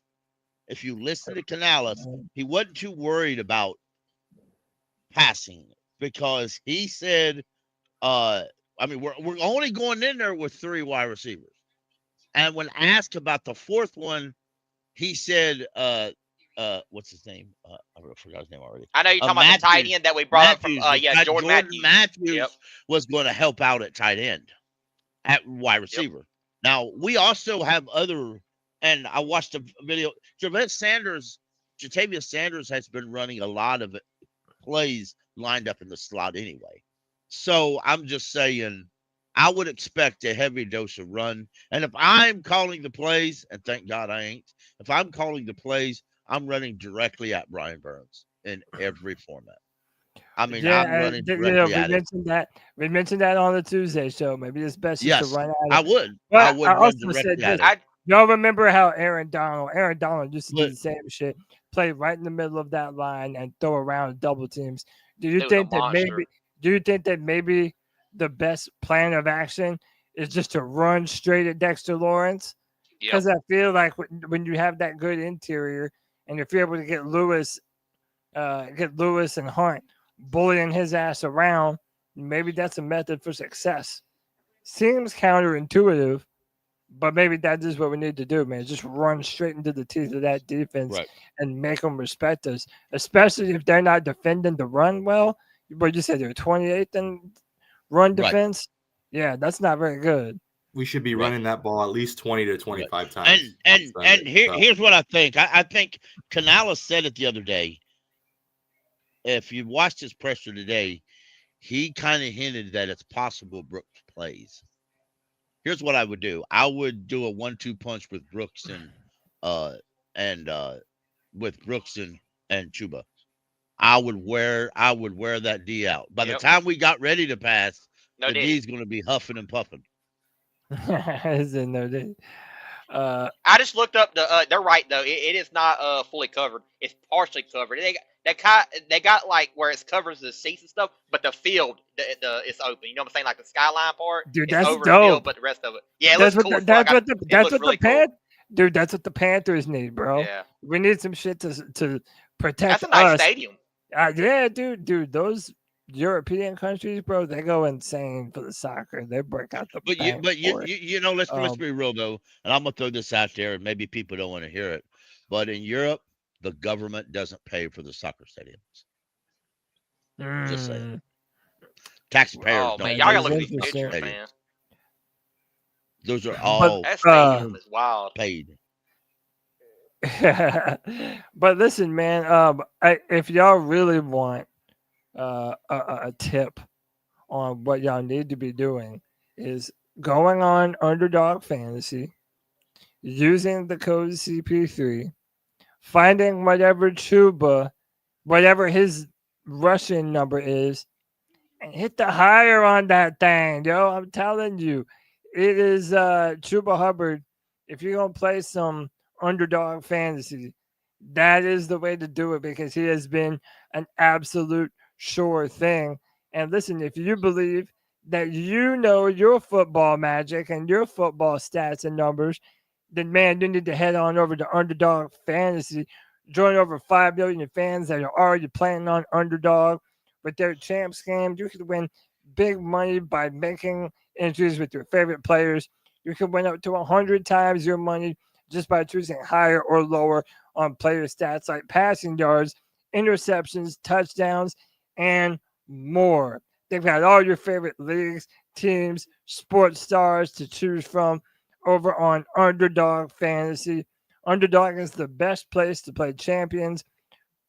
Go sign up and deposit now using our promo code C3P and get up to $1,000 in bonus cash instantly, man. They have everything from profit boost to pump up your winnings and just a tap when you apply the boost to eligible entries. Free picks, which is basically a sure thing. A player just has to get higher than 0.5 for that selection to win. And, bro, that's a sure thing. You're winning money with Underdog Fantasy. Must be 18 years of older, 19 plus in Alabama and Nebraska, 19 years of age in Colorado for some games, 21 in Massachusetts and Arizona, and present in a state where Underdog Fantasy operates. Terms apply. Void in Colorado. Concerned with your play? Call 1-800-GAMBLER or visit ncpgambling.org. Arizona, call 1-800-NEXT-STEP. That's 1-800-639-8783. Or text Next Step to 53342. In New York, call the 24/7 Hope line at 1-877-8-HOPE-NEW YORK or text Hope New York to 467-369. Underdog is happily sponsoring the C3 Panthers podcast all the way through February, man. So this really helps us out if you use our promo code. That is, again, C3P to play daily fantasy sports with Underdog Fantasy. But I did mean You when I got said really good earlier, at that, Cody. My bad. appreciate you, bro. Appreciate you, bro. You know, I do my thing. But that is a good point what I said earlier, though, man. Chuba Hubbard has been so effective running the ball that I'm obliged to pick higher on my Underdog Fantasy selection this week. Pop, I never really got your opinion on paying Chuba Hubbard. Were you a fan of that move, or was this just another example of the Panthers overpaying another running back? I wasn't really upset about it. I mean, I do understand where some people come from, where they could say they could have waited, but then at the same time, those same people would have been complaining about if Chuba would have said, "Well, I don't want to take that offer. I want more money." So I think it sets a new tune in the organization, saying that we're trying to keep the guys that we've drafted, because lately we haven't been doing that. Lately we've been letting everybody that we've drafted walk away and be great somewhere else, and I'm tired of that. I really am. I know that Tepper is not one of those guys who holds on to players. He don't mind if they go away because he's from Pittsburgh, but we're a smaller market, and we hold on to our players. We hold them dear to our heart. We wear their jerseys until they fall apart. So if this is the way that they want to go about it, like I said, I understand people disagreeing because you're paying Miles Sanders, who hasn't showed you anything, and then you drafted a running back in the second round when you could have got a center, which would have probably helped us with not having to put Cade Mays in there or Brady Christensen. I understand all of those points, but this is also it's some positivity and a negativity if you're looking at it with an open mind. The open mind thing to think of, as far as positive, is that, hey, look, they said they're going to pay Chuba. They said they're going to pay J.C. Horn. Before they did it, everybody was thinking, oh, they lying. They don't never keep their word. So I get it. It's okay. I don't know if these are the pillars. I don't know if that was necessarily the right way of going about it right now, because we need so much things. But this is a friendly deal. This is not killing us to the point where it's like, this is Saquon Barkley. This is not that. And I ain't gonna lie. I'm confessing to my lawyer right now to hold it against me in court. I didn't like Chuba at first. I really didn't. I did. I mean, I don't know a lot of people. I did not either. You were not the only one. Far from it. Yeah, I didn't know his game until later on. But you were right. You were right, Pop. I'm sorry I interrupted. Go ahead. Go ahead. But you were right. This organization, for so long, people have forgot what we used to do. We used to draft a guy and develop him. And by the time he was ready to get real play on the field, he was developed in house. And to not everybody, of course, but some. And to now, if we draft a guy and he don't look like Chuba does now, we just, I mean, how many times over the years that Chuba, in the 4 years Chuba's been here, does somebody say, let's just cut him because he fumbled? Right. I got a boomerang question for you. Yeah. Or a hell of a thought. All right. This is something that was running around us in Black Cat and Charlotte 704 Bound. We was all kind of like thinking about this. What if this team, and it's real? I think it's really gonna. Sunday is really where you're gonna see this happen. What if what they're doing is not built for Bryce? It's possible. Hey man, where there's some smoke, there's fire. Because listen, I'm not big on like the conspiracy things. I've had my own, at least Panther conspiracies, right? I've kind of speculated that maybe there was some animosity between Dave Canales and Dan Morgan.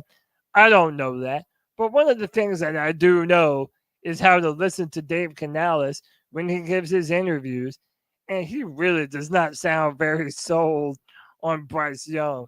So, yeah, you're not necessarily wrong, Pop. Like I feel like Dave Canales is I don't know. It's almost like I feel like he is trying to find an opportunity to go back to Andy Dalton. I don't know if this is a personal bias or if he just don't fuck with Bryce or if he sees something that we don't and doesn't believe in him. I will say that he did look better than he had against the New Orleans Saints. I thought he took a step forward. If he does play well, then I don't see how you can take him out. But Cody, you got my antennas up. You said that Dave Canales and who got animosity? Dan Morgan. So let me tell you why I think so. Bro. Yeah, say this. Please bring me in. So you notice how whenever Dave Canales had to answer a question about theoretical trades that were on the table, he would always say, oh, that's a question for Dan Morgan. He would never say, oh, we prefer to keep that in-house. We don't want to show our cards.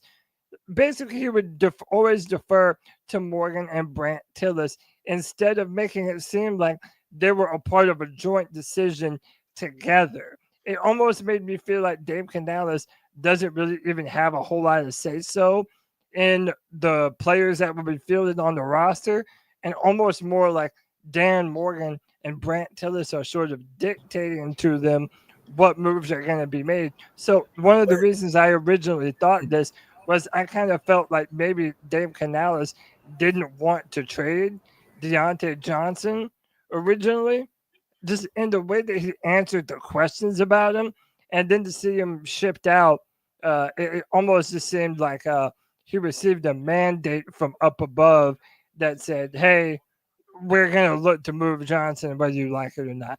Now, I am just speculating. I have no proof of any of this.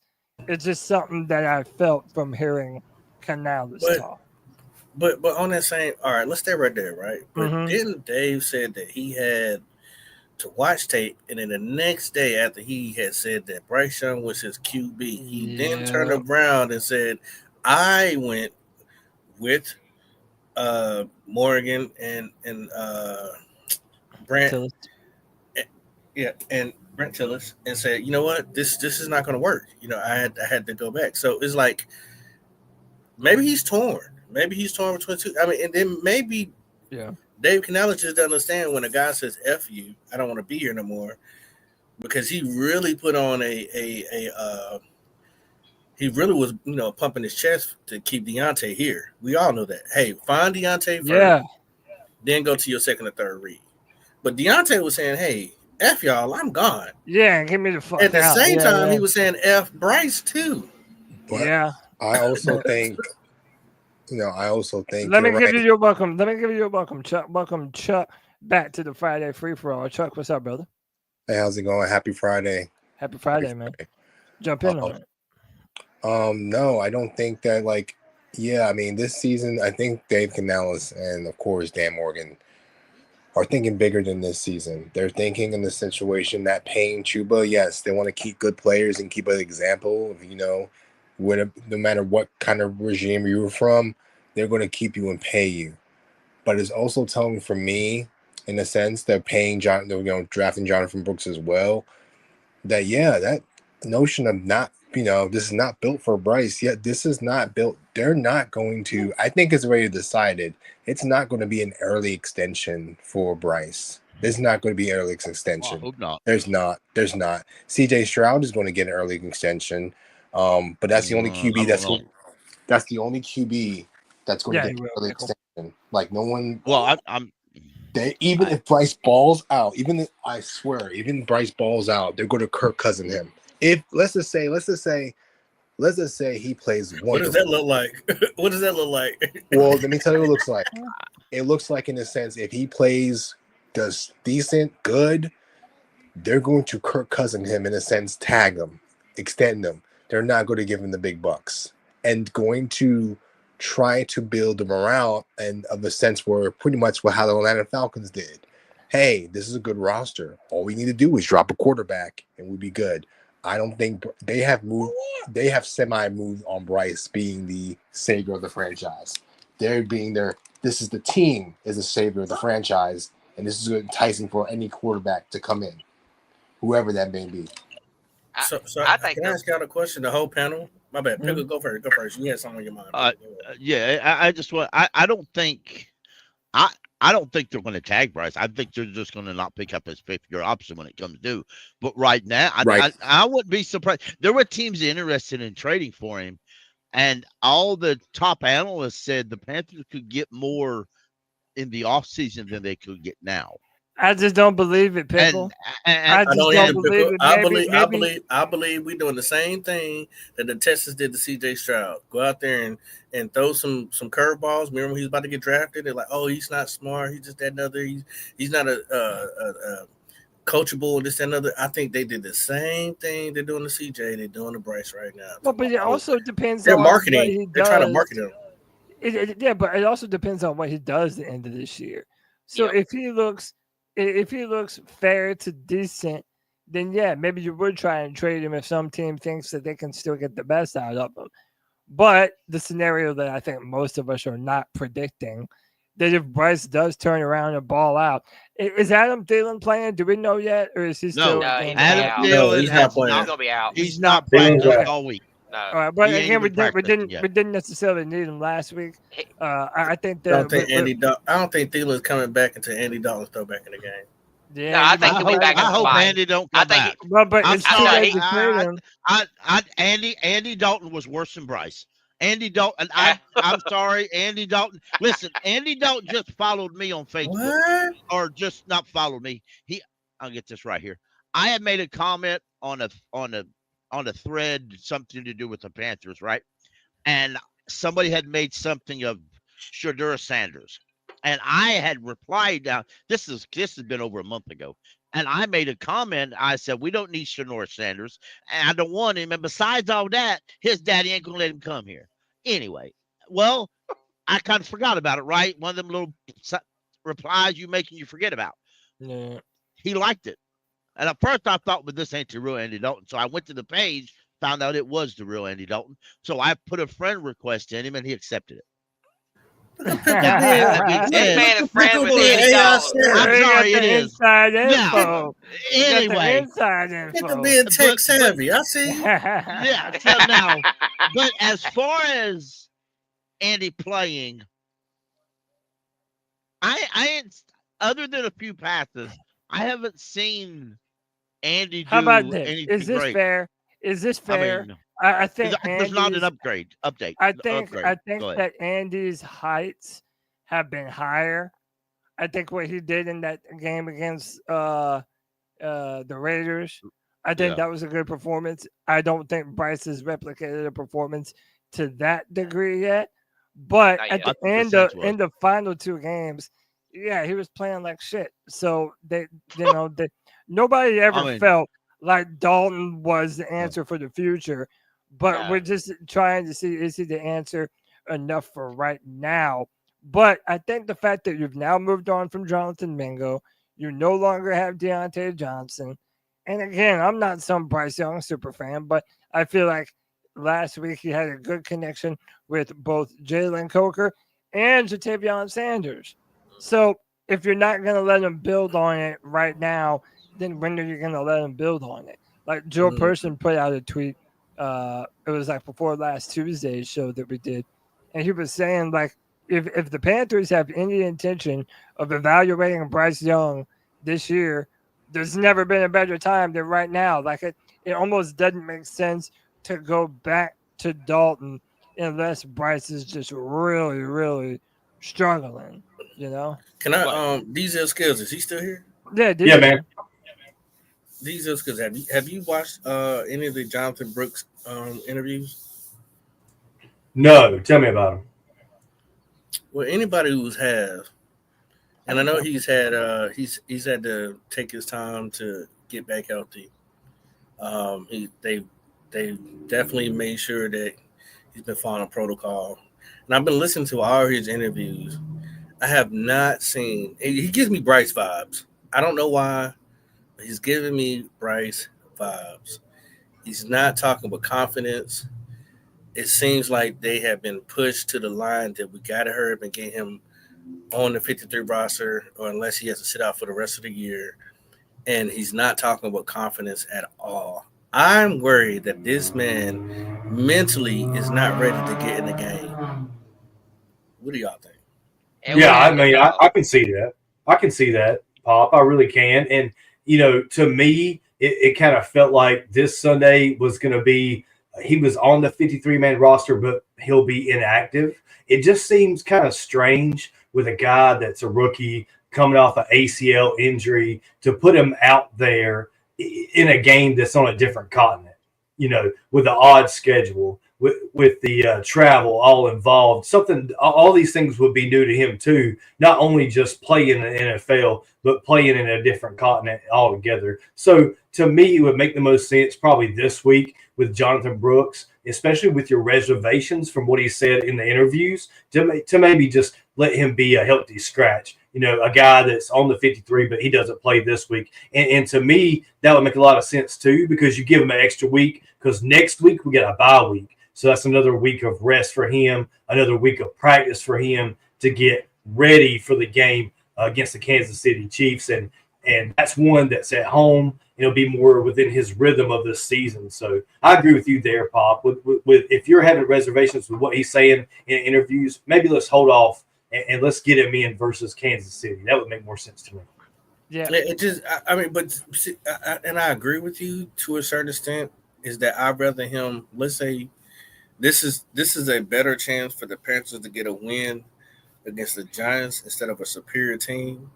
That he can at least go in there with some confidence against this opponent compared to going to a high-powered team like Kansas City. Let's not go against Kansas City and then get blown out because you know we're not you know on the same level as far as defense or offense. You can actually go in here and do a little something more with a lower ranked team. So that's the only part I disagree with. I don't know. This guy is not talking with confidence. I don't know if he just laid back. I know he talked about God, and which they all do. When they ask him, does he feel like himself? He just kind of like it was just Bryce talk to me. I was just like, it rubs me the wrong way too. Pop. It rubs me. I don't think he's ready. Yeah, and I try not to judge him unfairly because it's like some people just have a meager personality. But damn, bro, like when they asked him that one question in the locker room, like, you know, do you want to be the starter? And he just wouldn't come out and say yes. And, you know, it's not being disrespectful to Andy or to the organization to be like, yeah, this is what I was drafted to do. I was brought here to be that guy.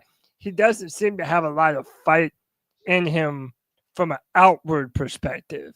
Now, again, not everyone's the same type of leader, but I haven't really seen that type of fire that I want to see from him. However, I do think the guys that I have up on screen have the potential to help him tremendously. And I don't know why there's something just poetic about it. The fact that That's true. everyone up here is a rookie.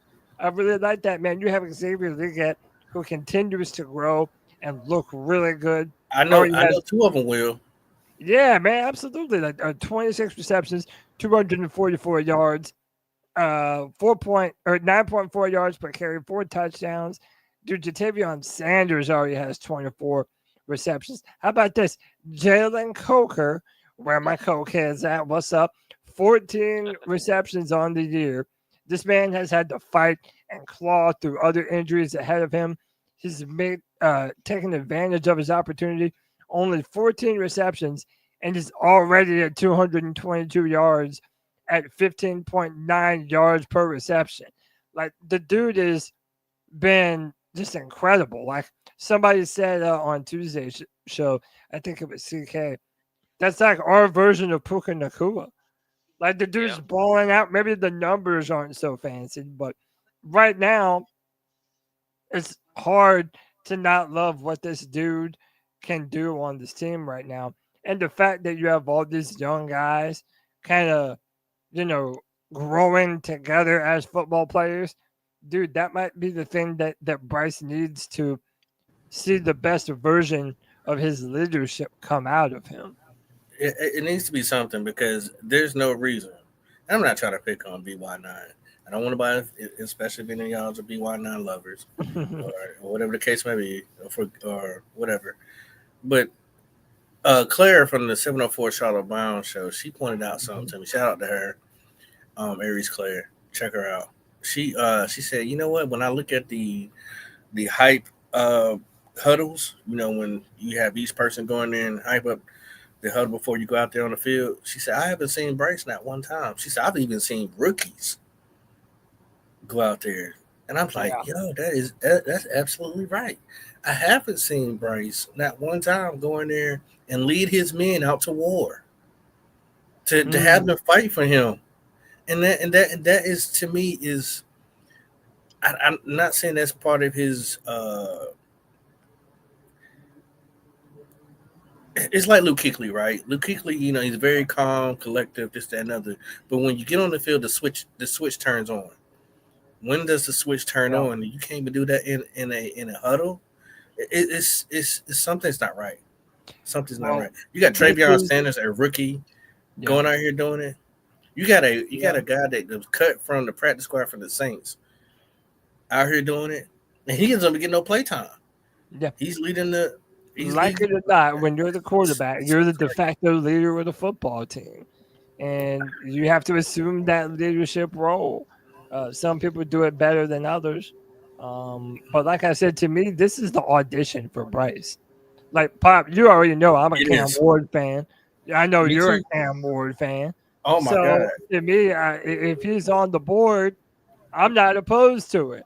But in order to make me not think that way, Bryce Young needs to ball the fuck out, and he needs to make Panther fans have it be an undeniable feeling that they want to see him next year throwing the ball to JT Sanders, Leggett, and Coker.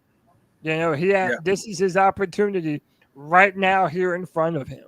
And if he can get another big time W for a second week in a row and do it in Germany, and we have a bye coming up after this, dude, that might be just what Bryce needed to set things back on the right track. Go, what up, brother? Kelly Dwight Fields saying, I agree. I like Browning a lot. He works hard. Moses Marinara says Bryce is not that type of player. Kid needs a weekend with Smitty bossing him around until he grows a player. I mean, damn, you're not wrong, though. Do we think Xavier gets more than 9 touchdowns this year? Because that is the rookie record, by the way, for wide receiver. I think he can. I think it's possible. I'll be honest with you, too.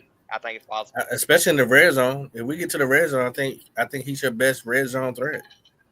And dude, so all you have to do is get 9 to tie Kelvin Benjamin. And especially now that there's no Deontay Johnson or Jonathan Mingo, like, it's just more opportunities to get him involved. So my only thing with Xavier right now is that every time he gets like a big pass, he always seems like he come up hurt. Yeah, I mean, like, man, you too big to be. I found out the other like day. I was listening to something. I found out the other day something I didn't know of. He's had a lingering hand issue for many years.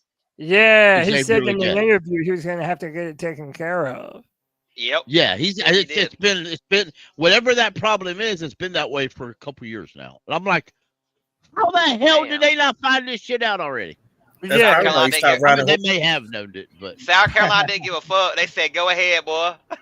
Yeah, he said. Well, of course, South Carolina didn't, but I mean, that's South Carolina. Them people ain't never got much. Yeah, you don't need a car inspection in South Carolina. Why the hell you gonna give them money? Yeah, you got a horse and buggy over there in that bitch. So, shit. The Panthers training staff should have, but who knows? Maybe they did. Just maybe they don't think that's serious anyway. Did you? But Cody, was you going to show that mic'd up by Sanders? Yeah. Give me a second to pull it up. I'll pull it up. Okay. Have you seen that yet, Pop? I think I have, but I'd love to see it again. I think somebody's about to ask me a question. Who was that? Somebody about to ask me something. Yeah, I was going to ask you if you. I think my man's with the Coronas all the time. Oh, maybe it might have been you, Pickle. My bad. I'm not sure which one. Yeah, I was going to ask you if you'd seen that about that mic'd up. I normally don't get too big into the mic up deals, but I really like this one. It really showed me that this young tight end is very, very, very. Pickle, I with you. Pickle, listen. I had a nickname for him. I don't like the fact that he wears 0. I really don't. I want to call him. I really don't want to call him. I want to call him I-85. Yeah, that would have been. I like that. He needs an 80 number. To me, he does. It don't fit. He needs it. It was weird. I thought I was gonna like it. I thought like when he earned it, when he said I gotta earn that number. You know when he said that. I thought when he got it, I was like, okay, maybe this is different. Maybe it's gonna look good. I'm not saying it's bad, but it's just like weird, man. It's like very weird for a tight end. But I mean, I think single digits on a corner look weird. So And this some cheerleader shit. This some cheerleader shit. Hey, Cody. Cody. You think if we get Cam Ward, we can't give him number 1? You think he'll give that 0 up to give him 0, and he take the 85 back? Wait, say that to me one more again, bro. Say it to me one more time. So I don't think nobody can wear the number 1 jersey. He'll call Cam. He'll call Cam. So, I mean, that's the only way. But if Cam says no, he won't say no. He goes. He Pop, might. I don't know how I feel about a quarterback having the number 0. What? Double H is 0? Yeah, but why not? If not a quarterback, why not a tight end? You know what I'm saying? Like, nah. Take the 85 back. You first overall pick. You don't need no single digit number. Pop, it might be our age. I don't know. To me, single digits belong on kickers and quarterbacks. Well, punter, kickers, and quarterbacks. That's it. No, they don't belong on nothing else. And it just looks weird the other way. It looks weird, I think it look good on corners. Dude, like to me, like whenever I see a running back with 40 something, to me that looks dumb. To me, whenever that's some numbers. I like 22 on a running back. Deuce. I like that. Yeah, that's a good number too. But hey, so this is some of the JT Sanders mic'd up from the Saints game. Welcome to Bank of America Stadium. Gorgeous Sunday afternoon on the first weekend of November. We've got to take another step. We have young receivers stepping up.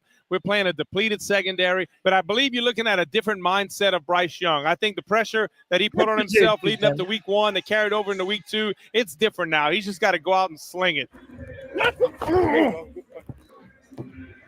There you go. Go ahead.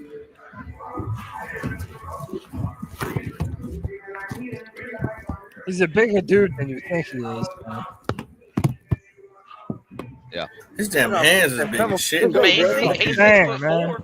It's his hands, bro. Look how big his hands is. Homo, but damn, he got some big. He can put a baseball bear hug on Bryce. He got some baseball meat. Let's have a date, brother. You know, let's have a date. For the first. If he grab your girl buns, it's over with. First place. Hey, man, everything's been said. All I got to say is, what's your why, bro? Why do you do this, bro? Why do you work so hard? Why'd you get through all the hard times? Let that show today, bro. That's it, bro. I ain't gonna fake no energy. Bring that now, bro. That's true right and there. play 4 quarters for each other. The rest of it, dog. Let's go. Play me on 3, 1, 2, 3. That's a leader, boys. I know, man. Hey, you mic'd up? I think I'm mic'd up. Here, walk me this way. I like Canadian bacon. Yeah. He said, walk with me this way. Hey, I'm mic'd up. They rush hard. I forgot. They told me about it last week. I forgot. Tell us that whole week. Last week. I forgot, bro. Hey, I'm mic'd up. Mic'd up? Yeah. Oh, he walked away. Hey, I gotta tell you. Let's go. Let's do it. Let's do it. This is a good mic up, though. We got The to entire playbook is open. A He tornado has the most bomb. fun. 2nd and 1. He has Here's the a snap. great Lee get on the jet sweep. He's got the 40, far side, out of bounds, get that ass. shy of the 45. Get that ass. A first down for Carolina with 10 minutes to go in the first. Great job by JT Sanders. He gets out in front and blocks Pete Warner, one of the linebackers for the New Orleans Saints, and that's what we've seen Just from learning to block, JT though. Sanders this year. Is just progression, not only as a receiver but also as a blocker as well. Good Wait first till 2 you plays get to that start the grown game. man strength. Oh yeah, you're right. Wait, he got to be in that gym. Once he's in that gym for a year, he gonna get it. And that's what we were saying earlier, Pop. A lot of times these rookie tight ends, they're not ready to come in and pass protect and run block in the NFL. So whenever you have a rookie that does it, man, it's like a breath of fresh air. Yeah, he's learning. You can tell he's look at him. And you know, I've given Ian Thomas down the road like everybody else has, but in reality, Ian Thomas needs to be where he's at right but now. hey, dude, imagine this. Because Trimble can't stay healthy and Matthews is not a blocker. Dude, imagine this, man. You're one of these DBs, and you have Xavier Leggett and Jatavion Sanders just bullying your ass out to play. Like that's rough, you know what I'm saying? Hey, I'm gonna tell you the funny thing about the video when Ian Thomas do his ass had to get the fuck out. On the reverse, Jackson right side stops at midfield and then slammed down by the rookie out of Kentucky, Trevin Wallace. My boy. Chest high snap. Bryce in the pocket. Sends it deep downfield. Coker reaches up, makes the catch across the 45-yard line. It's a first down for Carolina at the 48-yard line. I see you, Coke. I see you, Coke. Hey, 12. 12. Oh. Yeah, man, Christian.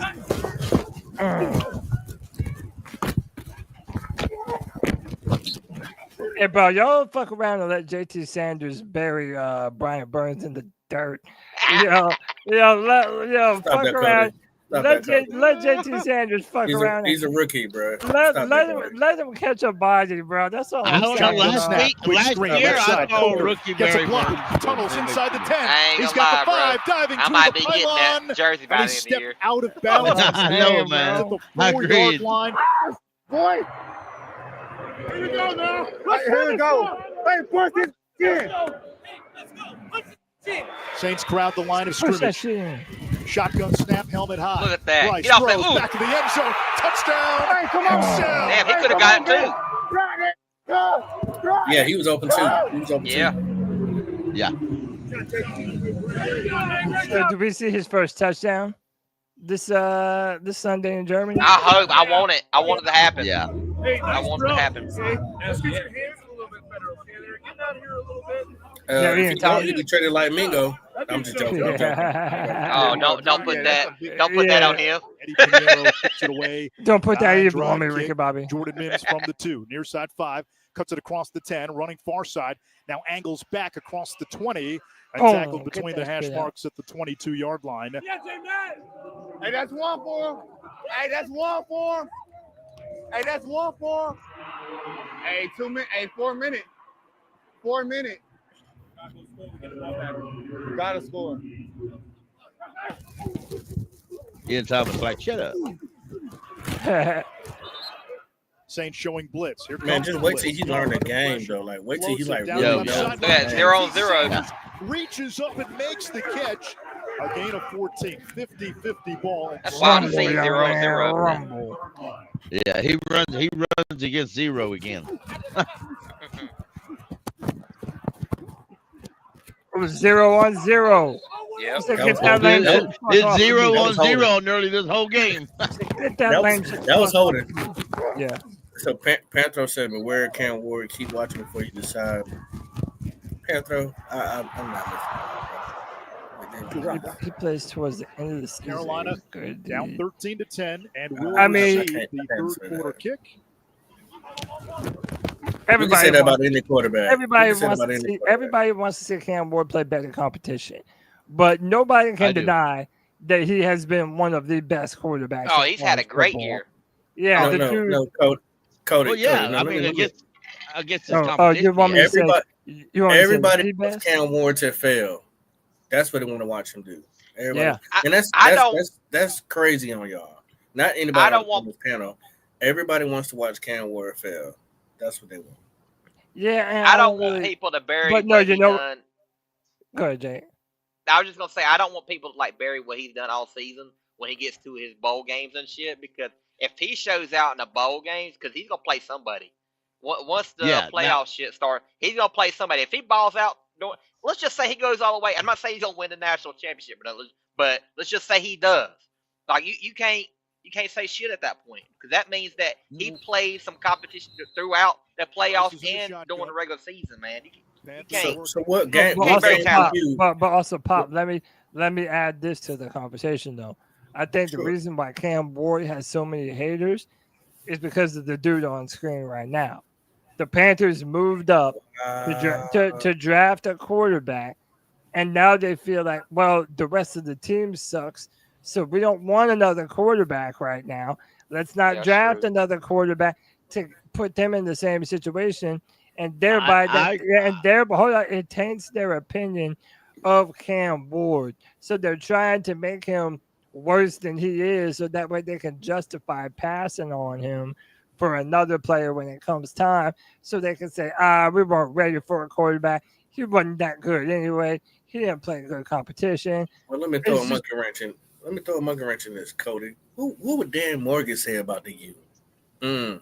I forgot all about that shit. That's his alma mater, right? Yep. It is. Damn. Hey, we're gonna have to see, man. Listen, he's about to have a. He said he want dogs, right? He said quarterback's not off the table too.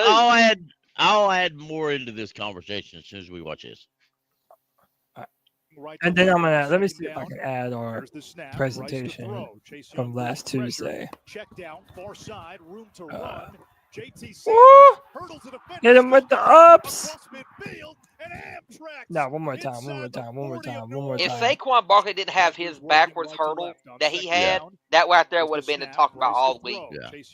That hurdle right there. Check down, far side, room to run. JT Sanders hurdles the defender, still going across midfield. There's number 0. And Amtrak's inside the 40 of New I'm about to Orleans. look up that number 0 for the Saints now. Sanders with the longest catch of his rookie season. Ha! I do this shit.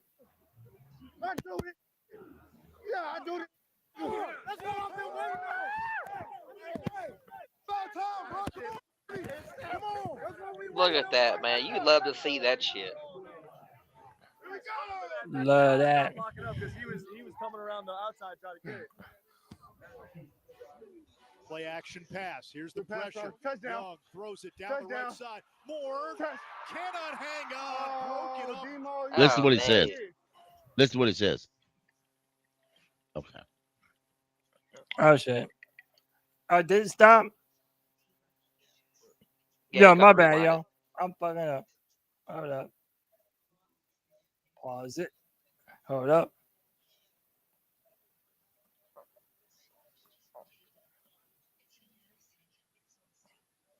All right, here we go. Keep feeding me. Keep feeding me. Keep feeding me. Keep feeding me. Here's the snap. Give to Chuba. Groundhogs forward into the end zone, and the Panthers go back on top. Let's go. Oh, it's about that. Nah.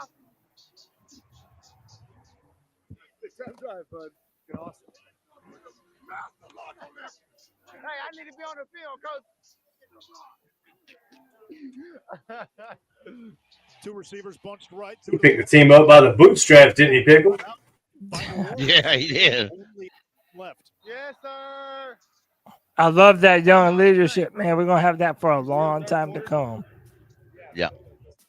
Hey, that was a long drive we had. I'm legit excited to see what this offense looks like come Sunday, bro. I really am. Checks down near side. It's caught by Kamara.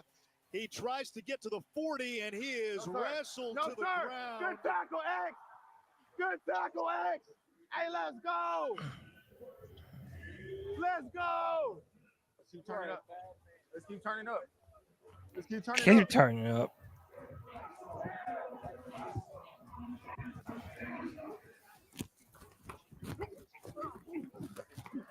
Oh, look at him push Chase Young around.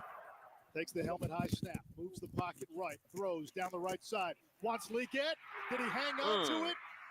Oh, that got. Dude, that was the dopest interception I've ever seen, bro. It shouldn't have been an interception. I can't even lie. That shit was insane. It shouldn't have been an interception.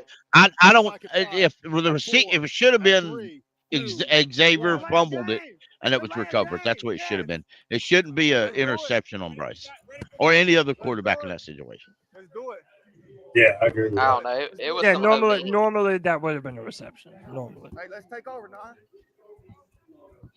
It better not happen Let's again. take over right now, bro.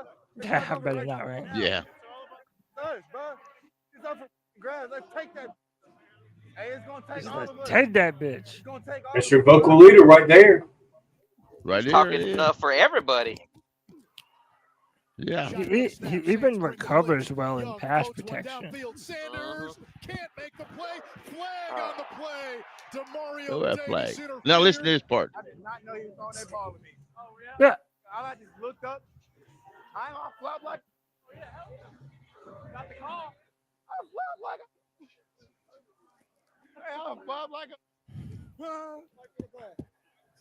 That man next to him's got to get healthy, man. Tommy Trimble's got to Just get flap healthy. your arms and scream for the flag, and he get. Coffee's for closer. Second down and 10. Carr the snap. Clowney bringing pressure. Carr hit. Down he goes. Clowney and Charles Bro, Harris. Tommy Tremble and Jatavion Sanders, that could be a nice little two tight end combo. You know what I'm saying? Yeah. Go ahead, give me that Penn State tight end. Turn this shit up. 4th and 4. It comes down And to bro, this. as somebody who was in the stadium that day, I can't lie. I was proud of the fans. We had a good turnout. Panther fans were staying even though we were losing at a certain point at the end. Carolina takes over. Yeah. Let's go. They needed that win, man. Hey, let's go. Badly. Everybody did. Bryce Young needed it for the confidence. The rookies We needed needed it. Yeah, they needed it to take that next step. One more kneel down. Cue up Sweet Caroline. The Panthers get a home Sweet dub. Caroline. I mean, just a historic Yeah, go ahead. win for the Panthers, Cody. I mean, it's never been done before. The NFL, CBS Sports pointed it out. We gave up 450 yards on Sunday, and we amassed less than 250 and still come out with a W. Just an amazing game. And that was an awesome video. Panther Pickle was 100% right. Jatavion Sanders being the vocal leader for this Panthers team, getting the guys hyped up, engaged in the game on the sideline, and honestly, in a season that's already over, a meaningless season. But the young players developing is honestly the only thing that really truly matters is our young players playing well. So seeing him fired up and leading that team forward on Sunday, Panther Pickle was right. Great video, very inspiring for the Panthers moving forward. Yeah, man. And by the way, I like to bring up Dan Morgan because these are players that he drafted or brought in free agency or paid, or, you know, this is Dan Morgan. You're starting to see his fingerprints all over this team. And I wanted to get to this because we haven't really fully talked about it. The trade deadline came and went. What did you guys make of the amount of draft picks that we're currently sitting with? We have a first-round pick, a second-round pick, a third-round pick, 2 fourth-round picks, 3 fifth-round picks, and 3 seventh-round picks. So, I mean, listen, we are setting up to have a pretty big-sized draft here in 2025. What did you make of Dan Morgan thus far? And were there other players that you wanted to trade before the deadline that we should have traded before the deadline but didn't? I think what he's done so far is really my bad pick. You want to go pick, or what do you want? No, we'll go Jake. We'll go Jake in the okay. I was just gonna say, like, I think he's done really, really good so far. What he's done, like, he keeps acquiring picks. I think he's not done too, y'all. I'll be honest with you, I don't think it's done yet. I think this offseason he's gonna make maybe a trade or something before the draft. I think we get at least one more pick somehow. But I think the Jonathan Mingo trade to Dallas. I think 4 more picks. Hold your short. No. I didn't say 4 more. I said one more pick. Oh, okay. Yeah, I don't see that happening. I see at least one more pick. Yeah, yeah. I see one more pick, one more trade somehow. But I think the Jonathan Mingo trade that he got that 4th from Dallas, I think was a very underrated trade that he made. I know they kind of like made fun of him when he did the Brian Burns trade via the Giants. They said that he could have got more and all that. I think what he did, I think he's learned from that, because Dallas trade, I don't think any of us thought that we was going to get a 4th from Jonathan Mingo. I certainly didn't. We're talking about a guy, and I'm not going to try to bury Mingo too far. I think he's been buried enough when it comes to talking about him. But you're talking about a guy that has not had a touchdown yet since he's been in the league. This is his 2nd year. And we got a 4th round pick for him. And we only got a late 5th round pick for Deontay Johnson. Yeah. Keep cooking, Dan. I mean, how many times do you ever hear the national media or just people on Twitter said that the Panthers were the ones doing a fleecing and a trade? Like, that shit doesn't happen to us very often. It's normally people saying that we got fleeced. First fleece? This is our first fleece, Cody? Damn. I mean, two more of those, we're going to be working at the Gap. Damn, we fleeced up out here, bro. It is getting cold out in these streets. I know, man. It's time. It's the weather for it, man. It's the season. I want to ask the panel, would you, with these ill skills, would you be opposed of them drafting a quarterback with number 4? I don't know, Pop. I think Dave Canales is still evaluating Bryce Young, and I think he's still evaluating Andy Dalton. I don't know what the Panthers No, not these, not forget them, fuck them. With these would be opposed if we took quarterback in the Same. I don't have an answer for you yet. I haven't watched enough college football to tell you that Cam Ward's the answer for the Panthers going forward. I don't have a steady answer. It could be Quinn Ewers. It could be whoever. I mean, it don't matter. Whoever Canales guy, to me, whoever Canales wants, cool. I think Canales needs to have his guy.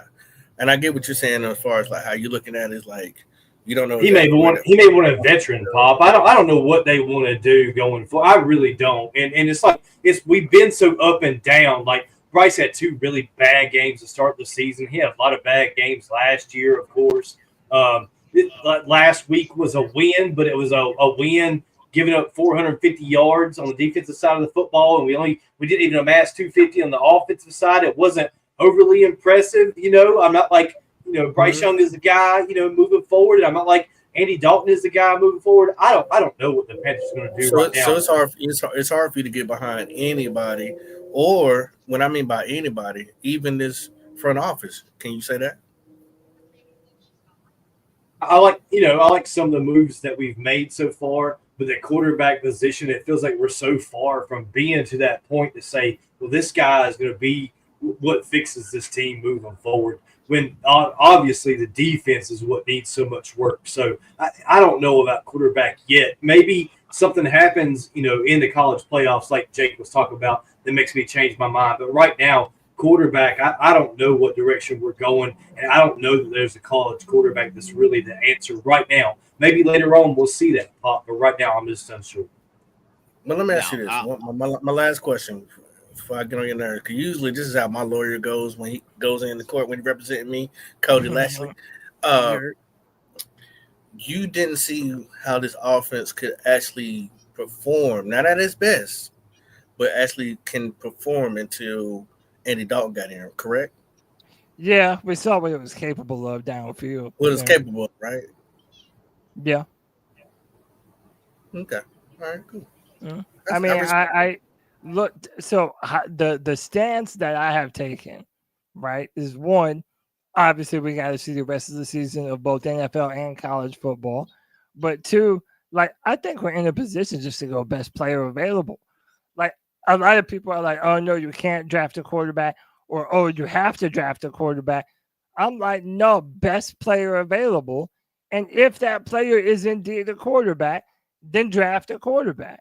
And like I said before, a lot of this is going to depend on what Bryce Young does the rest of the season. Go ahead, pick one, then I'm going to introduce somebody. You're right. Yeah. To me, well, a little history. I wasn't sold on any of these quarterbacks in the Stroud class. I wasn't sold on any of them, period. Until the playoff, when I saw what CJ Stroud did to Georgia. Then I said, okay, the cat's got moves. He can move. That was my concern. He can move. I was always against Bryce because of his stature, his height, and his weight. And CJ, and I didn't like Levis because I felt Levis was just. I didn't like Levis. I thought he was sloppy with the football. He was inaccurate on his throws. He just wasn't a good quarterback overall. But Anthony Richardson, I thought, was way too young in football. Now, as far as Stroud, I would have taken your guy. I would have taken your guy, Pickle, if he wouldn't have torn his ACL. I still would have taken him. No. Yeah. Well, yeah. Now, I liked Hooker, but I'm a Tennessee fan, and I don't often like my own players because I'm afraid. He was also kind of older, though, wasn't he? He was like 25 or 26. He's like 26 or something, or 25. So, but Guinness is like 25 or 26 also. Yeah, Pickle. but that's young. But I like, but as it occurs to now, I really still don't think any of these quarterbacks are first round talent. But again, the playoffs will tell me different. You were talking about Cam Ward, and it's no disrespect on Ward, because when people talk about him, I thought, okay, let me go look this cat up. I need to see it. Well, I watched the game he played in, and then I looked at who all they've took on, and I thought, well, I don't see a lot of big talent that they've took on, but I don't want to judge the guy.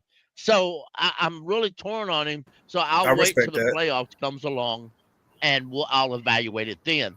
If it was me and I'm the GM, I'm going to go draft. I'm going to go sign a veteran. Now, I don't know which one, because you know how the NFL is. In the offseason, there's going to be surprise releases and cuts and stuff.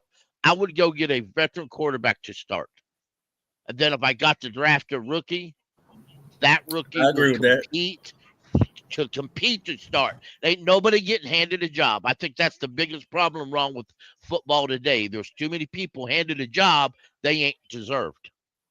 That's my opinion. So I agree with that. I agree with that, Pickle, wholeheartedly. Everything you said was the absolute truth.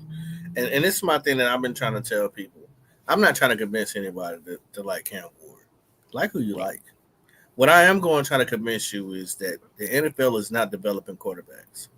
So you better go off of intangibles and traits that what guys are bringing in, coming in at day one and that they're going to take the time out as an NFL professional quarterback to mend whatever their flaws or weaknesses on their own time, on their own dime, to come in and compete. Because the NFL is not like that no more. They're not letting people just sit there, especially like the Carolina Panthers.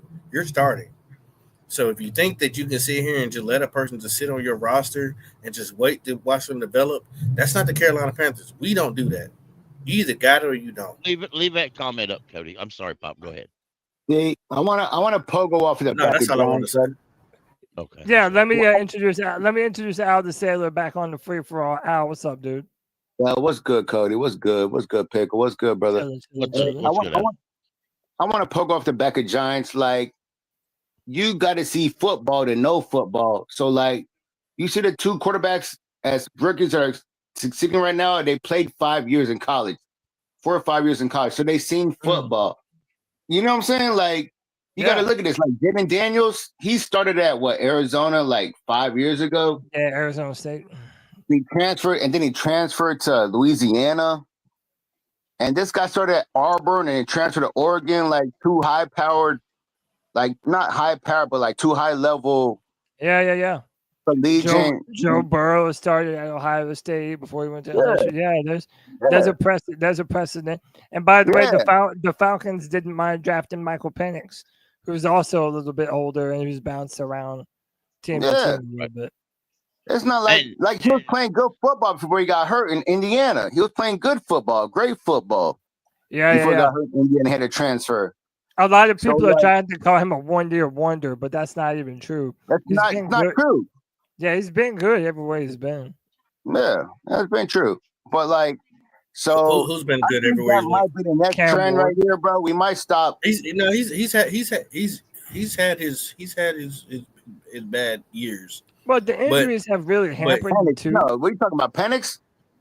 But No, I'm talking about Cam Ward. Cam Ward's been hurt a little bit too. But he's had a year where he did a lot of turnovers. But he's never repeated to do those same thing. He's gotten better. This is my thing. It's just like a Bo Nix, but he's gotten better every single year. I don't want to make this a Cam Ward show, but go ahead. But you were talking about Cam Ward. I was just talking about the experience that they got to have as a quarterback. Yeah. Just talking about the players that they're seeing. But you talking about somebody specifically? No. I'm just talking about in general. He's saying in general. I'm talking about the amount of reps that they're getting right now. Yeah, it helps you to actually have If I may chime in, I think it also is important, and the struggles they have. For example, Bryce, not to pick on Bryce, but Bryce never struggled. You know, he showed up for Alabama. He was given he's kind of redshirted. He was behind.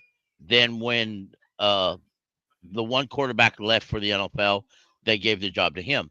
But you're talking about players now who like went from one college to another college and, you know, multiple systems and multiple colleges.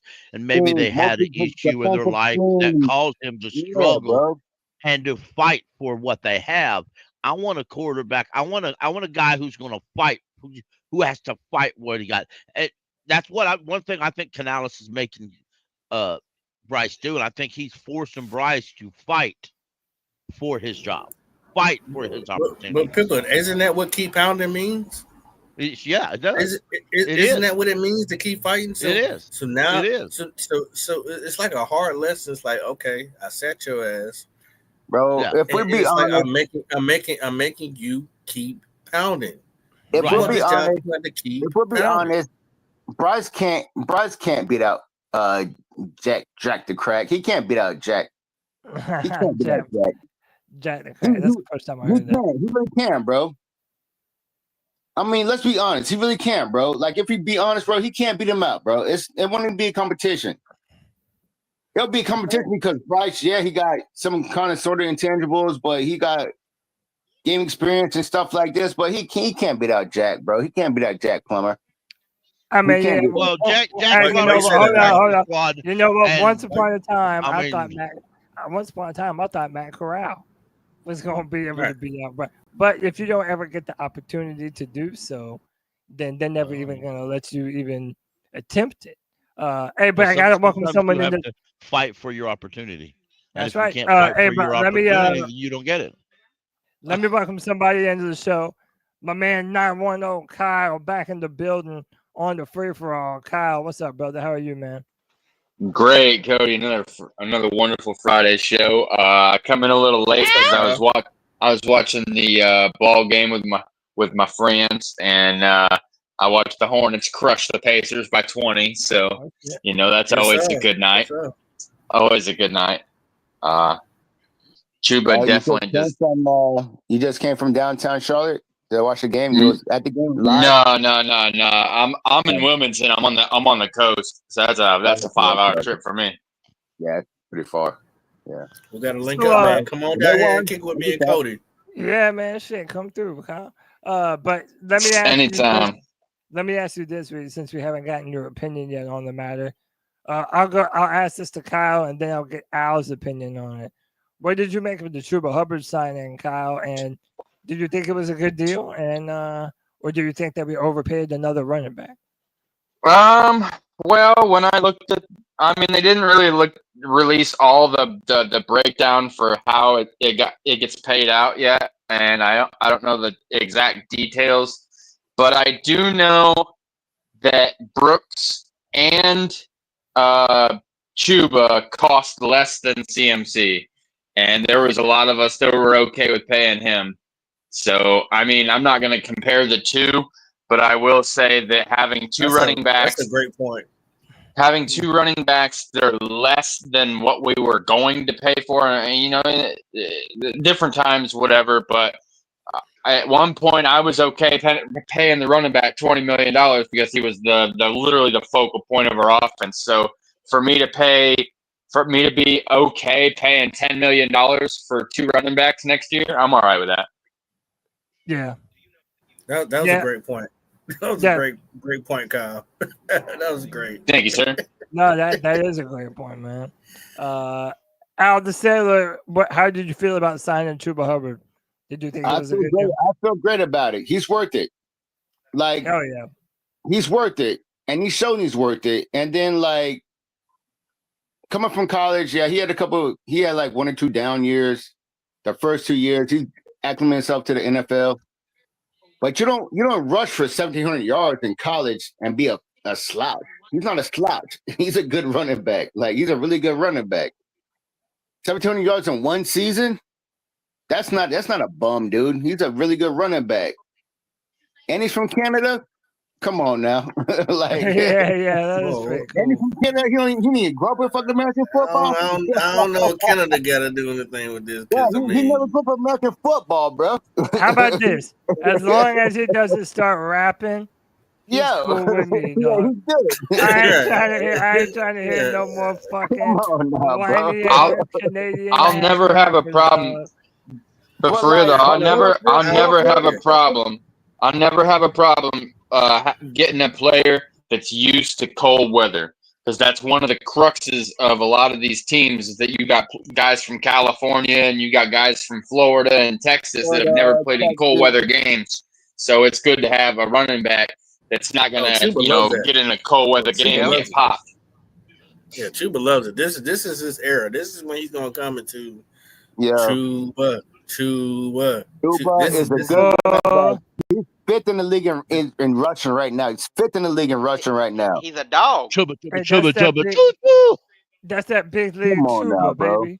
That's that. I'm saying because we're gonna be playing in December in Philly, so like it's gonna be very helpful to have a running back that's used to getting hit when it's cold. We're not gonna be winning no more games this year, but like, yeah, we are. I don't know. I kind of think that we can beat the Giants this Sunday. We're not going to make a push. We're not going to make no push for the playoffs. No. We ain't doing all that now. Yeah, nobody's saying we're not doing that now. Nobody's saying that. Nobody's saying If we get like 1,200 yards, 1,300 yards, we're just saying get a couple more W's along the way, man. I think the Giants are winnable. How about this? I think the Dallas Cowboys is a winnable football game. Is Dak out for the rest of the year, Cody? I personally believe, I and don't know. y'all are going to be surprised. I believe the Eagles are winnable. I don't know about that. Because the Eagles are struggling a lot. Are their struggles struggles though? They really are struggling. So I'll just say that they're struggling. I'm not saying it ain't possible because anything's possible, Pick. I agree with you. I mean, any game is winnable because anything can happen. I mean, if you think about it, we can beat Kansas City. Eagles, it probably ain't going to happen, but it's possible. Well, I don't know that it's possible even. But the Eagles, the Eagles' biggest problem is their head coach and their quarterback. Their quarterback was only built, or let me rephrase that. Their quarterback, and I like him, but he's built to run one offense. And that's the one offense that they're trying to put in with the Colts. So we're coming close to 3 hours here. This is about the time that I start to get everybody's final opinions, and we're gonna get some predictions for this week's game. Dude, this is an interesting matchup. I do say this. How about this? I'm gonna go first this time. I normally go near the end or last, but I'm gonna go first. So who's gonna win? What's the score and the player of the game? I think the Panthers are gonna come away with this one, and I'm gonna say that it's low scoring, but I still think it'll be fairly close. I'm gonna say 17-13, Carolina. And I think in a very similar fashion, we score a touchdown late to Jalen Coker for what I believe is going to be his second touchdown of the game. And I think that's going to be your player of the game. Jalen Coker is going to continue to impress and maybe even start to show some shades of a real number one wide receiver. Maybe have him and Xavier looking like a number one wide receiver. You never know, man. But I do think it'll be a competitive game. I'll say 17-13 Carolina. Let me go to my man, Al the Sailor. Al, tell me your final score, who wins, and give me the player of the game, bro. It's going to be 7-13. We're going to win. And then we're going to have a pick six somewhere in there. It's going to be pick six somewhere in there. And then it's going to be like a field goal by fucking Pinero to finish the game off. And then what else? What's the other question? The player, give me the player of the game. Player of the game is going to be J.C. Horn. Yeah. Can I go next? Yeah. And let me, as a matter of fact, before you go, Pop, because I didn't play it earlier and I meant to. And he just reminded me, and it's pretty relevant. But we have a lot of optimist Panther fans amongst the C3 community. But somebody else who's very optimistic about the future is that man himself, J.C. Horn. We on the rise, man. We've been down bad for a little while, but our time coming. So you might as well jump on the ship while you can, because once we start winning, we ain't taking a lot of new fans. We're gonna remember everybody else. There's no more room in the boat, bro. Hey man, if you're all aboard, then be all aboard now. We ain't taking a lot of new fans. Nah, man. My man D Money says, jump on it now. Man. When we start going, we ain't. That is literally the first. That's the first thing that popped into my head when I heard that. I was like, "Damn, D Money done called this motherfucker and told him what to say." I used to say something similar a couple years ago, but I forgot. Dude, man, but JC is JC Horn. JC Horn is optimistic about the future. Pop, how optimistic are you? Who's gonna win? I'm not very optimistic when it comes to. I ain't very optimistic. What was your score again? I mean, I'm just saying. What was your score again? Your score. Mine was 17-13. So I believe it's going to be the. I'm still taking 17-13. I'm going to say that the game is going to end on a pick six. It's going to end on a pick six. What's calling, bro? I think Destin Lawrence will be the. I think Destin Lawrence will be the player of the game. Oh shit! And who's my other? Who's about to win? You said 17-13. I think the Giants are going to win because we're not there yet. We're not there yet. So who gets that pick six to seal the game? I know who's going to throw it. Damn, bro. I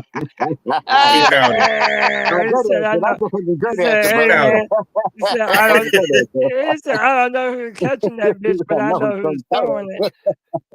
Yo, that's wild, Pop. All right, hey, that's honesty, though. We love honesty over here, you know what I'm saying? That's real honesty. So, you read that Panther gal comment? She said JC looking like a buzz. He looked like a slug in the butt of the world. you know she's a Southern girl. That's something my mama been saying since as long as I can remember. You like those Southern guys now. So okay. Let me go to my man Kyle. 910 Kyle. Kyle, I appreciate you, bro. Sorry we're getting off so soon, man. Oh no, you're good, bro. Yeah, man. Give me your final score, who's gonna win, and who the player of the game is. All right. Once again, thanks for having me. Glad to be part of C3 and on all these shows, and just chopping it up with y'all boys every Friday night. My player of the game is Chuba Hubbard. I think he takes his paycheck.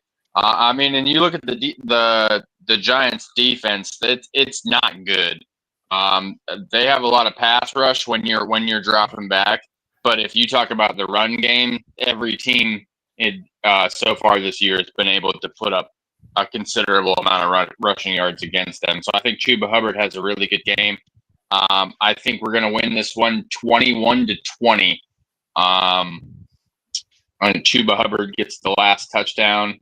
That's why he's the over 100 yards, 1 touchdown. I think he's going to be the player of the game. I like that. Hey, let me ask you. I drafted Jonathan Brooks in one of my dynasty fantasy football leagues. I bet you get his first touchdown in Germany. Should I slot him into the into the lineup? Nah, I don't know if I do that. Yeah, I would not do that. That's what I've been thinking. That's what I've been thinking. But Cody, I think that's where he gets his first touchdown. All right. It depends, though, Cody. If you play me this week, you should do it. You got to run behind the pile one time. If we get down to the red zone, am I playing you, Kyle? I don't know, but if you are, you should start. I hope you are. I hope you are. Damn, I thought you were looking What's your out jersey for me, Kyle. Bro, let me tell you. There you go. Dude, let me tell you, I probably scored the most points in fantasy last weekend than maybe I ever have. So shout out to your boy doing it big, bro. That's what I'm saying. Next up, let me go. Yeah, Cody, my bad, bro. I didn't mean to interrupt you, but you know who they had on my waiver wire like in week 2 was this guy Chase Brown from the Bengals. He's an every down running back, bro. I love He's him. the fucking starter, From Illinois. Yeah, he's an every down running back, bro. Every single down. He got me 50 points last night. He's catching the ball. He's running the ball. He fumbled. Yeah, he fumbled one time, but still, I mean, we got a different score system, so it's yeah. But and by the way, shout out to Panther Gal's husband. It's his birthday this Sunday. Happy birthday to you. Happy birthday, man. Happy birthday. Yeah, happy birthday. Happy birthday. brother. Yeah, man, Jake the Snake, jump in here, bro. Who's going to play at the game? Who's going to win? And what's the final score? All right. So Kyle took mine. I was gonna say Chuba Hubbard. I'm still gonna say Chuba Hubbard, but I'm gonna give a flex in for Jatavion Sanders. I think he gets his first touchdown this week too. But I'm gonna pick us to win 21-17, and we're probably going to lose now that I say that we're going to win because I ain't said we're going to win a game since week 1. But anyways, that's who I got. I got us winning 21-17. Chuba Hubbard player game, but I think Jatavian Sanders will have a good game. What do you think? Oh, shit. He done lost now. Jake done cursed us. Hey, shout out to Panther Guy with the $2. He says, shout out, stay sweet. You know what? We appreciate that, Panther Guy. We'll stay. Hey, Panther girl. We will stay as sweet as you. And that seems to be pretty sweet. So we appreciate you. Panther Guy, just make sure he keep pounding, okay? That's it. I mean, on your birthday. On your birthday, that's Jake, you slow on that one, wasn't you? No, I was muted, bro. I had to unmute myself. Yeah, dumb as hell. Subscribe to Panther Pickles Ice Cream. Y'all are wild. Yeah, man. Panther Pickle, give me your final score, your who's gonna win, and who your player of the game is.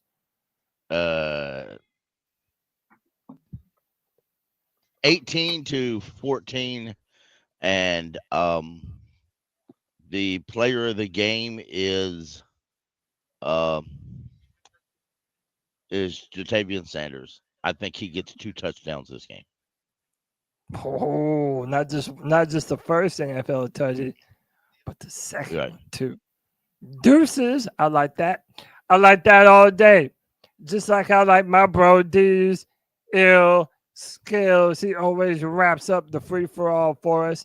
D's, you know I love you, brother. Give me your final score. Give me your player of the game. And give me who is going to come away the victor in Germany. Go ahead, D's. Yeah, so just like we started off this show, 30 seasons in the NFL, the Panthers have been there. Number 34, the Carolina Panthers, Chuba Hubbard. He must be our player of the game. I agree with Domino Kyle. I agree with Jake the Snake. Chuba Hubbard must have a great game this Sunday. And I know it's at 9:30, right? So a lot of times these European games end up being kind of rock fights for these NFL teams. They're off their schedule. It's not their normal habit of going into games. So I kind of see it like a rock fight, like Panther Pickle has kind of laid out here. So I'm looking at like a 16-17 win by the Carolina Panthers. And I say that hoping that this defense is going to perform better than we have over the past couple of weeks. Giving up 450 yards to the Saints and over 400 yards week 1 versus the Saints is not a good indicator going against this Giants team. You know, Malik Neighbors has had 84 targets already this season, and we must stop him with our zone defense. Each and every week we see Panthers fans complain because J.C. Horn is not locked up man on man. And we're not going to see it this week either. J.C. Horn is not going to be guarding Malik Neighbors. We've got to find a way to play better zone defense, especially from the linebacker position. Ed Harris early in the game was sent out from defensive end to play coverage in the flat and got completely burnt by Chris Olave, number 40. And I was like, that is the slowest Panthers player I have ever seen in coverage in my life. I know Jake had a hard time with it too, but it was just we've got to play better zone defense. Thomas Davis talked about it last week in Panthers Huddle, and that's something we've got to improve on. And if we can improve there and at least play good defense in the red zone, which we kind of did last week, we forced the Saints and Derek Carr into multiple field goals. If we do the same thing, we can win this rock fight against the Giants in Germany. And I'm looking for Jatavian Sanders to come up with a touchdown. I'm looking for Coker maybe to come up with a touchdown. I'm looking for Leggett to be there and contribute to this team. Going forward, these are great things for the Carolina Panthers. I understand that a lot of fans do not like Bryce Young as the quarterback of this team moving forward, and that is totally fine. But this is still an evaluation period. That is what Dave Canales has said, and that's what we're trying to figure out. Is he the leader of this team going forward? Can he amass over 175 yards? Because that's what I expect to see. We need to see at least 200 yards from Bryce Young. We need to see a great running game led by Chuba Hubbard, the guy we just paid, and him being a leader on offense, along with Jatavian Sanders being a vocal leader as well. Those guys are taking the place of Bryce Young being that vocal leader Many of the guys that do not like Bryce Young as the quarterback of this team believe that, and that's one of his big flaws. He's not the vocal leader. So if we've got young guys stepping up in place of him, that's what we need to see on the offensive side of the football, paired with stops in the red zone and conversions on third down. It's been our Achilles heel all year long. We must convert on third down on offense, and we must get stops and get off the field on third down on defense. With that being said, can I ask you a question, Days? Yeah, go ahead, Al. How many times have you guys been to Germany before? I've never been out of country. I've never been to Germany. I've never been out of I've been country. to Germany. It's crazy. Oh, you have, Al? I mean, like, yes, I have been to Germany, and I haven't been to That's cool as Munich, fuck. but I've been to fucking like Bremerhaven. I've been to like Kiel. I've been a couple spots in Germany. Like, How's that beer down there or up there? I should say. I guess it's good. That's what I'm saying. That's what I was trying to get to. Like what? Like these are 20-year-old men, first time actually being into a different country, almost really. Yeah. Some of them. I mean, I know they travel. Hey, before we go forward, they travel. I'm just saying, like, are they going to be really focused, locked in, and focused like this? Hold on. My lawyer has something to say. Well, first off, I'm trying to figure out who's Tony Todd. Is this like he's an actor. He's an actor. I feel bad for not knowing who this dude is. He's the guy who played Candyman. Yeah. Well, he played a bunch of other movies. I ain't got no idea what that is. and number two, Al, you forget these rookies that we just brought in has been getting NIL money for a hot little minute. So I'm pretty sure they've traveled. Oh, yeah, they ain't saying nothing in Germany they ain't never seen before. Hold on, time out. Hold on, real quick. I forgot to mention, we are wearing the black helmets in Germany. Yeah, blue uniforms too, Cody. Yeah, blue uniforms black, blue and black helmets. Mm-hmm. Mike Jackson. That's cool as fuck. But hold on, Pickle. And then John B. Jenkins, shout out to you, brother. I actually got the inspiration for the show title tonight from you on Twitter. Big League Chuba, baby. Keep it pounding. Yeah, man. We appreciate you, John. But listen, man, that's going to do it for another edition of the C3 Friday Free for All. My name is Cody Lashley. We will be back. So when are we going to do the post-game show? Well, the game will be over at 11:30.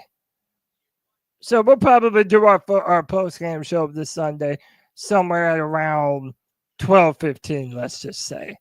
And we'll do it again, man. It'll be me, Tony, and CK.